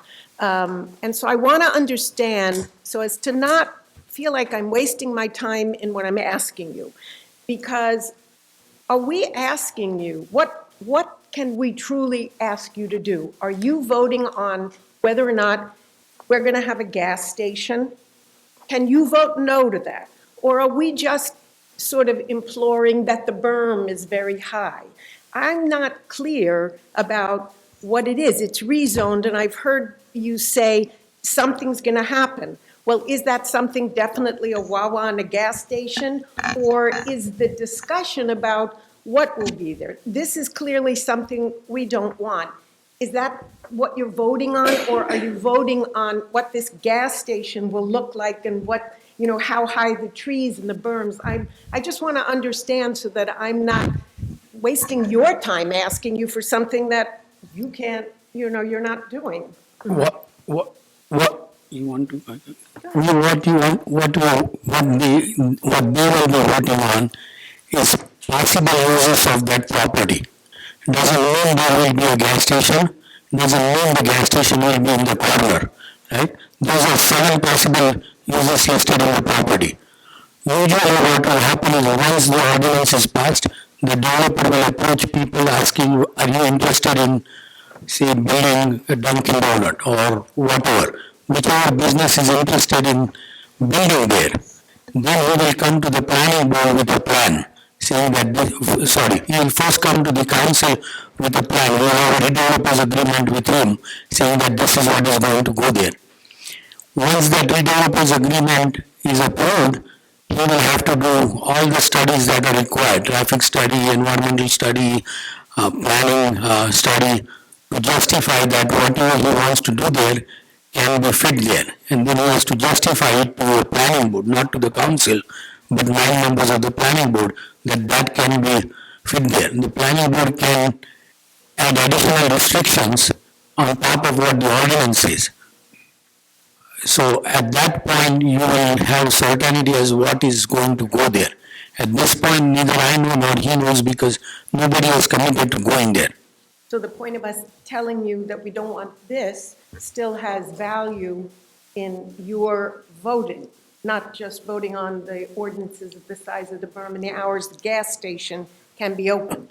It is value to the developer, because he hears what you would like, what you won't like, right? So we're kind of talking to you. Once You to protect us. If they approve the ordinance, then the 7 uses that are listed in there are permitted uses, right? Then they cannot say that we don't like gas station there, because that is a permitted use in that zone. So we could say in this, we don't want gas stations. You can say if they want, they can say that they don't want gas station there. So, Like we said it. thank you. And just to add on to that, well, there is a gas station there already, so it would be difficult to remove that as a permitted use. But the other thing you mentioned, that this doesn't have anything to do with affordable housing, and the reason it has to do with affordable housing is that every resident of West Windsor is going to have to subsidize all of those new units that go in with our taxes, because they won't pay for themselves, right? And so our taxes are going to go up. And the way that we combat that is by generating more commercial taxes, right? And so we get more businesses to come into West Windsor. Now, West Windsor was really labeled as a business-unfriendly town for 16 years. You know, businesses, nobody wanted to come here. We heard a lot of complaints from businesses, and, we've, in the past 2 years, have tried to fix things, internally with, approval processes and things like that, and streamline. We used to have a separate board that people had to go to, and it was a repeat of the planning or the zoning board. It didn't make a lot of sense, so we fixed that. And there are a bunch of things that the mayor and council, voted on to change to make those things better. And I think when he speaks about, well, if we don't, if we would vote down a business development on Route 1, that would send the signal to all of the businesses out there that already have, the idea that West Windsor, is business unfriendly. They'd say, okay, I see nothing's changed, because they don't even want a commercial use on Route 1. And I think that's a signal that we don't want to send to people. Now, that's not to say that, okay, so anything that should go there, and that's why we tried to address all of those issues with the 6 amendments that we put into the ordinance. And again, a lot of those were things that we wouldn't normally go that far in a normal ordinance, but, we wanted to make sure that they were addressed, and felt that it was a big enough concern that we put them in at this stage rather than later. So. Hi, Amy Woodward, 262 Varsity Avenue. Thank you for your comments and for listening to us, and I really hope that we can continue this conversation and this discord as this process moves forward. I do just have a question at the gas station that's currently there, the contaminated property, the soil. I understand there's been talk of contamination like a plume or something, and I'm not familiar with all of the language, and I know that they do drilling to monitor where this plume is going underground, and I'm just wondering how that process all plays out when this, if and when any development does start here, if the soil is contaminated and the soil gets dug up. Is there an EPA? EP. DEP, Right, something they have going to on? sign off, as far as Okay. I know. And that's another additional concern for the residents, especially who live closest, that once any ground is broken in this area, any contaminated soil that is there will be airborne, and then it will flow into our houses and flow into, affect everybody's health in that area. So I just wanted to ask about that. We are not aware of any contamination. If we become aware of contamination, we are required to report it to the DEP, and the DEP takes over. The township doesn't have authority to do any cleanup or anything. The DEP takes over. So we are not aware of any contaminated soil. When if they redo the gas station, they will be required to do all the environmental testing. If it is found that something is contaminated, then again the whole process, DEP will take over and will make sure that the thing is clear. The gentleman who used to live next to the gas station had complained to the state several times and would send emails to me twice a day saying that's not good, not good. So the state has come and tested that gas station multiple times during the last year, right, and have not found anything, because every time a gas truck came, he would complain to me, and he had complained to the state too. So the state has come, and that's probably one of the highest tested gas stations in New Jersey, because he would constantly complain before his house burned down. So about a year ago, there was a company that was outside of my house across the street that was drilling, and they were there for several days drilling. So are you aware of what that company was and what they were testing for on Varsity Avenue? No, I believe they were on Washington as well. I can. They were monitoring. It was a monitoring. I chatted with them. They're looking to monitor. They put it monitoring. But they were monitoring the fluids. Yeah, the monitoring wells are many different places in town. They're monitoring wells. Yeah. I just wanted to clarify. Yeah, no, they are on SRI property too. Yeah. Thank you. Tony Fong, 195 Varsity. So it was mentioned a few times at this hearing, there will be environmental study and traffic study. So my first question is that who is going to pay for them?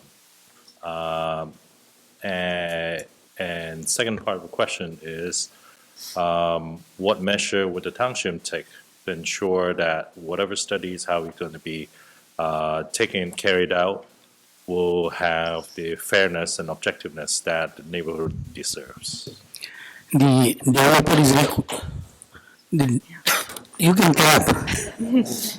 The developer is required to do all the studies, and the township have our own professionals, a traffic engineer, an environmental consultant, a planning person who will look at those studies, make comments on them. If more studies are required, they'll suggest those studies, and those are all public documents. So when the application comes to the planning board, you can have copies of those. There's nothing hidden in there. You can get copies of the study. They're independent. The developer pays for it, but if you look at a planning document, there's a checklist and there's, I forget how many, 15 different items that a developer would have to supply with any kind of a site plan. And there's environmental reports. The developer pays for having certain professionals that we hire to give us information, and then we have our own people who will review it. The developer pays for our people that are doing the review, and somebody can jump in here if I'm wrong. And just because the developer pays for it doesn't mean they're not independent. Some of them work for us, some of them are independent contractors that do other work for us. And it's the same for everything that comes before the planning board, anything major. It gets looked at for environmental, it gets looked at for traffic studies, our fire department and our safety people come and look at it to make sure that fire trucks can get there quickly and that what kind of safety impacts there are. If there's health involved, in the case of the restaurants, the health department would get involved. So there's a whole list for anything that's developed where there are all kinds of reports from the experts, there's drawings, and everything is yay thick.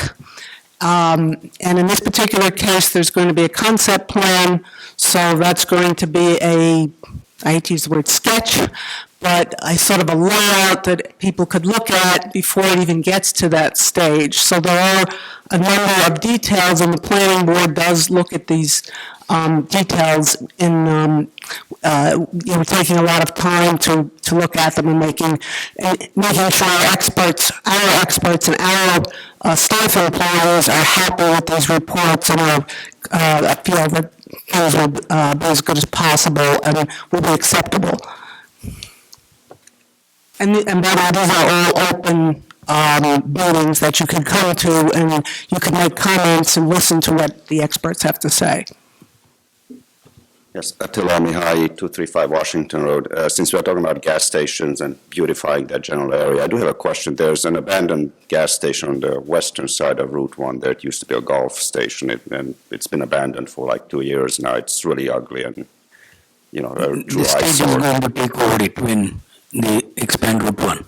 Is it going to be like that for the next couple of years then, or when is that going to get demolished and cleaned up? Until the state takes over, it's going to be. You are talking about diagonally across, right? Yeah, right, leading into Princeton. The state is going to put 2 lanes on that side of the road, and then use the median to expand one lane on either side.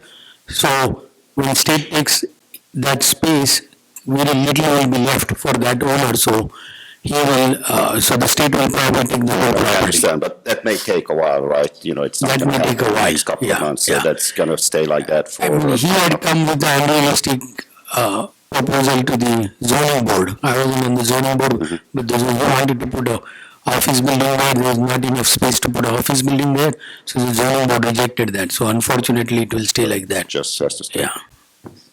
Okay, thank you. Thank you.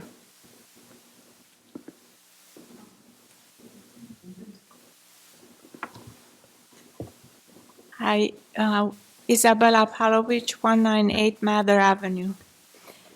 So thank you for all these explanations, and I wouldn't be here had you not sent that piece of paper in the mailbox, because I don't... Oh. Thank you. So my question with all these descriptions of the next step and the next step and the next step, now that you heard our neighborhood voice that is strong and pushing to protect our neighborhood, is there a vehicle that you can use where you could send us something in the mail? Because the thing is that I'm not always on Facebook or in the newspaper, or, just like, how would we know? And Sign up for the township township emails. Then you'll get all the notices of zoning board meetings, planning board meetings, council meetings, and everything that's going to be discussed. Specifically in the message, it will say regarding Penn's Neck neighborhood. That's what I mean. But now you have a group, the chairman of the planning board meets with someone, you make a email group, and he can send it to you. The gentleman sitting in the back, he can send it to you. Because that's the easiest way to communicate. I mean, we don't know. You don't. And we don't know everybody's email, and the township can send a letter to everybody in the neighborhood. Right? So that's the best way to communicate. And again, he can keep talking to you until the application comes in front of the planning board. Once the application is filed, he can't talk to you because he's sitting listening to the application. I explained to somebody yesterday. Okay, thank you. And then at that point, will our voice be influencing any kind of decisions? There are many steps before that. I mean, there's a redevelopers agreement that will come before council, that you will have a choice. So there are multiple steps before it goes to the planning board. Okay, so you want us to say our opinion in a way, like... Yes, absolutely. Yeah. Absolutely. So then it's important that we show up every time there is a meeting. Yeah. Okay, thank you. And then I just couldn't help when you mentioned how you get a push from your superiors or whatever the organization is called, to do all these things. I lived in both South Brunswick Township and Princeton Township, and I just want to share what I remembered. About 30-some years ago, there was a plan to build a metroplex at Northumberland Circle there, you know, and I was an art student, and I actually did the cartoons, like full-page cartoons about how this will look, you know, and people's voices were heard because it was never built, and lucky us, you know, that's number one.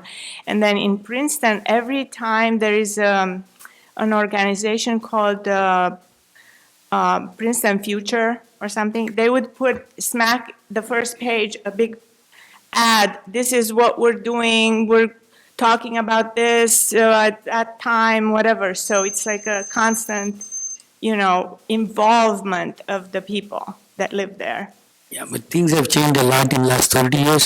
Princeton tried to not let Avalon build apartments near the old hospital site. They sold and they lost. And the apartments there at the old hospital site. So things have changed a lot now. It's a court-mandated decision. So every 6 months I'm required to go back to the court and say, okay, I'm proceeding, doing certain things. And there's a 2022 hard deadline to finish certain projects. Right. So times have changed, and the people's voices are not making such a big difference. Well, if you put the people's voices to the assembly and the governor and maybe said that the judges, and telling the judges shouldn't be telling the towns what to do, then maybe the people's voices will be heard again. So. Okay, there's hope. And then for the developers, I had just one idea, but I think it's now when you said about the taxes will offset some other lack of tax and all that, but maybe the university would be interested in purchasing your land and building an office building or something. I mean, I don't know how much tax we're going to. I mean, you won't get any tax, so that's getting bad. That's another whole subject. Yes. Thank you. Okay, good evening, John Church, 11 Princeton Place. Listening to everyone talking, it's been very interesting. I don't live anywhere near the project, but I do understand everyone's concerns.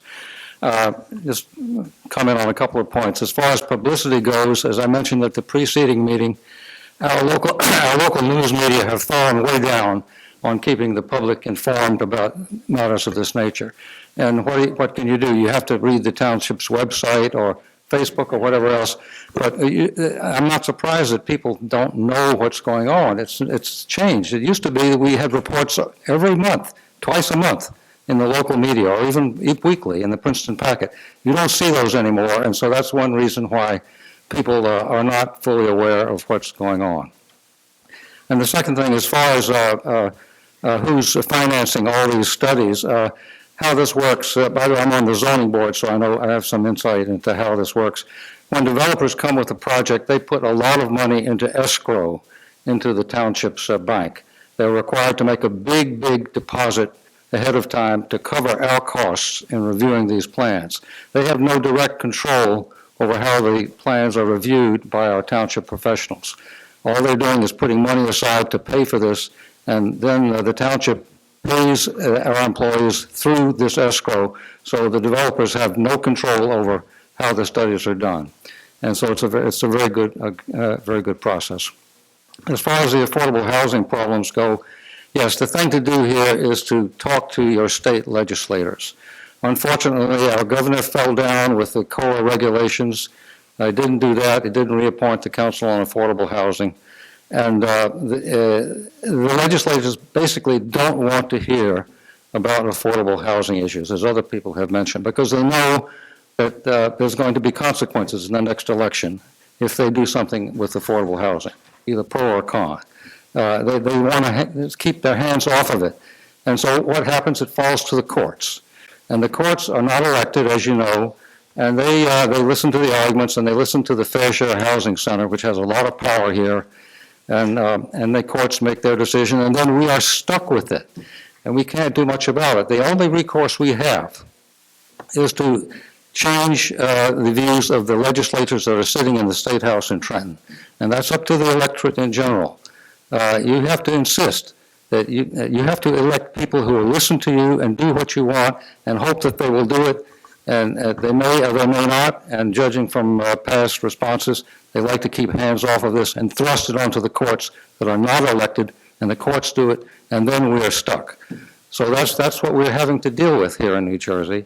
And the only way, basically, to get the change is through the electoral process. You're not going to get it any other way.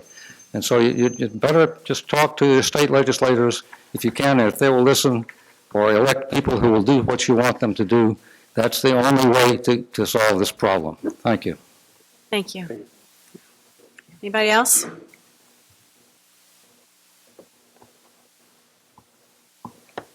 Mark McCon, 463 Jefferson Road, Princeton.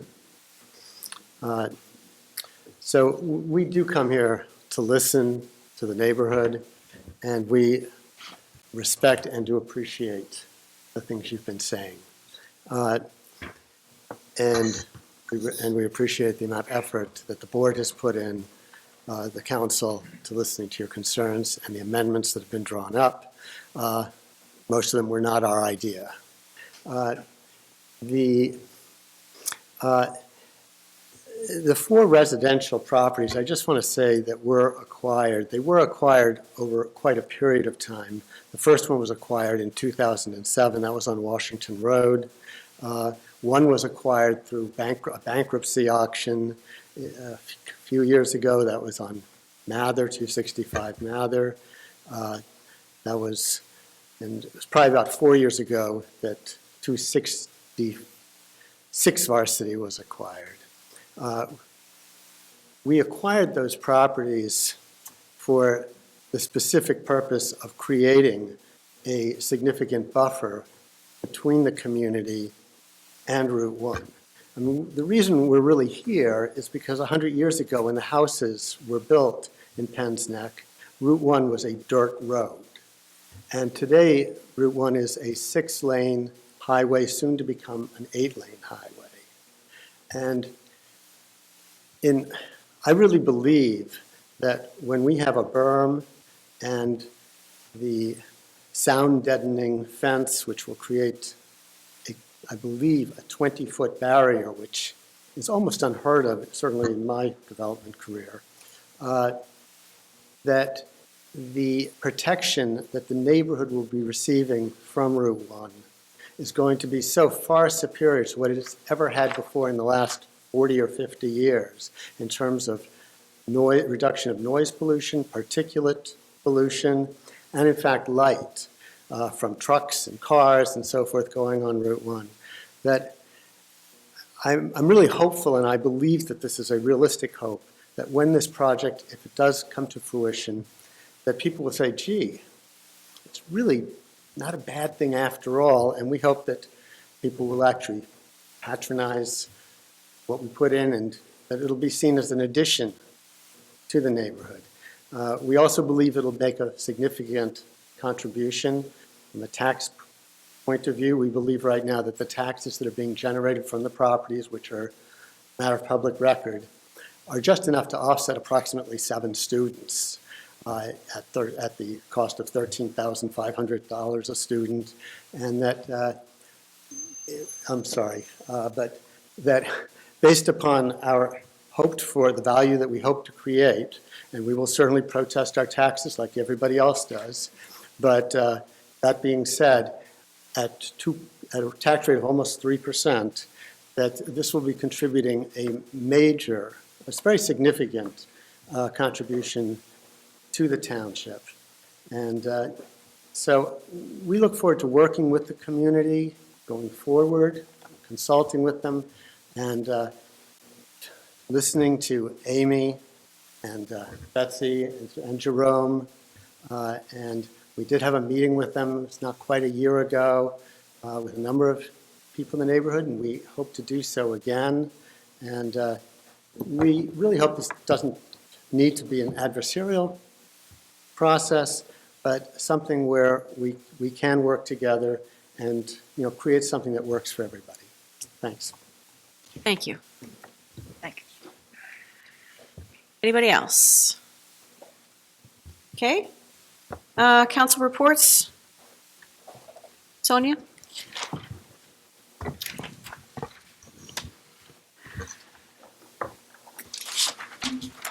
Nothing to report on Parking Authority. They haven't had any meetings since our last meeting.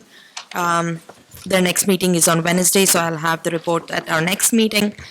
Board of Education meeting met on January 28th. Dr. Lee McDonald presented the semi-annual report on harassment, intimidation, and bullying for the fall semester. District has officially transitioned to a new software called Hibster, H-I-B-Ster, which is going to improve the tracking and reporting of incidents in our school district. The supervisor of health, physical education, and driver's ed, Kate Dobinson, she presented the program review report. All these presentations are available on the district's website if anybody's interested in looking at the reports. Superintendent also made a comment about the construction on our schools that are happening, especially Maurice Hawk. It's way behind schedule. And the school board of education actually has approved a memorandum that the current contractor, 3Rs, is forbidden to bid for any projects for next 10 years in the district because they are having a lot of issues because they are way, way behind the timeline. It was supposed to be finished summer of 2019 and it's still not. Grover construction is underway and is ahead of schedule at this point, so they're very optimistic that it will be all done in time perspective. That's it. Thank you. Linda? Just first, a few council comments that I didn't get to earlier, and then I'll do the reports. Friday night, I stopped by the 2020 Mercer County Night to Shine event. That was at the West Windsor Athletic Club. It's an event for those people with ages 14 and older who have special needs. The theme was prom night, and it was beautiful. The red carpet. The young people were all dressed up. They even got to take pictures in a big stretch limousine, and it was a very, very nice event. From there, I went on to High School South. They had the China Night New Year's celebration, so that was a lot of fun. So happy New Year to all those celebrating. And then the next morning, this past Saturday, I attended the science fair at Maurice Hawk. And there were over 150 science projects there. The place was packed. 172, okay, all right. And it's amazing. I mean, these kids are at the K3 level, and they're like super smart. It's amazing what they do. Okay, now as far as council reports, Planning Board met on January 29th and approved the general development plan for Princeton University's Lake Campus. It was decided that a new road on this campus, which parallels Route 1, it'll eventually go from like Harrison Road to Washington Road. It will be built and maintained by Princeton University, but it will be a public road. So that road may take some of the traffic off of Route 1. But it will remain a public road. Planning Board also met on February 5th and approved a plan from Princeton AV Owner LLC to construct an outdoor terrace and expand its parking spaces. This is the building out on, corner of Alexander Road and Route 1. It says Black Rock at the top. So that was approved, and the owner was saying that they were asking for some of these changes, especially more parking spaces, because they expect to go from 85% occupancy to 95%. So that's good. I guess the economy is on a roll, and that's good for West Windsor. The board also began the Senior Living at Bear Creek hearing application for 220 age-restricted 1 and 2 bedroom independent living units. The hearing will be continued to February 19th. This is Bear Creek, the southwest corner of Village Road East and Old Trenton Road. This week, February 12th, as our Planning Board Chair said earlier, the Planning Board will be discussing the adoption of the land use element of the master plan and adoption of the, what's called relationship to other plans element of the master plan. So that's this coming Wednesday, 7 o'clock here. The Affordable Housing Committee met on February 6th. Tom Calabria was unanimously voted again as chair, as was Jean Jacobson as vice chair. The committee discussed some upcoming and current applications, possible legal matter regarding new water meters at the Muse, and possible future consideration of a checklist for planning and zoning boards and developers' affordable housing agreements. And that would ensure proper implementation of affordable housing plans. So that's upcoming work. And the committee is also in search of a secretary to write up the minutes. I know we haven't had success in finding somebody, but that was a big request from them, that they need someone to write up minutes for the Affordable Housing Committee. So just passing that along. I know, just keep trying to find somebody if we can, okay? That's that. Thanks, Linda. Andrea? Okay, talking about the women's suffrage, by the way, you'll notice some of us are wearing purple, and that's kind of why we did that tonight in celebration. The Environmental Commission is going to meet this Thursday night, so I don't have a report, but I do want to remind everybody that the Green Fest that's held every year will be on March 14th this year at Rider University, and we'll be putting some information on the website as soon as that gets a little closer. Mike? I had the opportunity to go to the West Windsor Recreation and Parks meeting for the first time. Met some very dedicated people who have wonderful ideas about what we can do from a recreational standpoint, or how to turn on a microphone too. But I was, my daughters have grown up, gotten married, moved away, so I haven't really looked at the recreational opportunities that much lately. And I was deeply impressed by the breadth and width of what is available in this township that quite frankly, I was unaware of. And so that was good. And the one thing that is coming up through them, those of you who have daughters, the father-daughter dance, there will actually be 2 of those at Mercer Oaks Country Club, February 21st and March 6th from 6:30 to 9 on both days. Cost is $55 for father and daughter, and additional daughters are $20 each. So I encourage you to take advantage of that. Also on Saturday, I put on my Stephen Hawking t-shirt and went to the science fair. I think I counted 172 different presentations there. Yeah, I'm a science geek anyway, so I was in my element, and with these kids, it was just wonderful, having in-depth conversations about Mendeleev and the periodic table, and how come potassium's K, things like this. So it was a wonderful event. To say it was well-attended is an understatement. It was extremely crowded.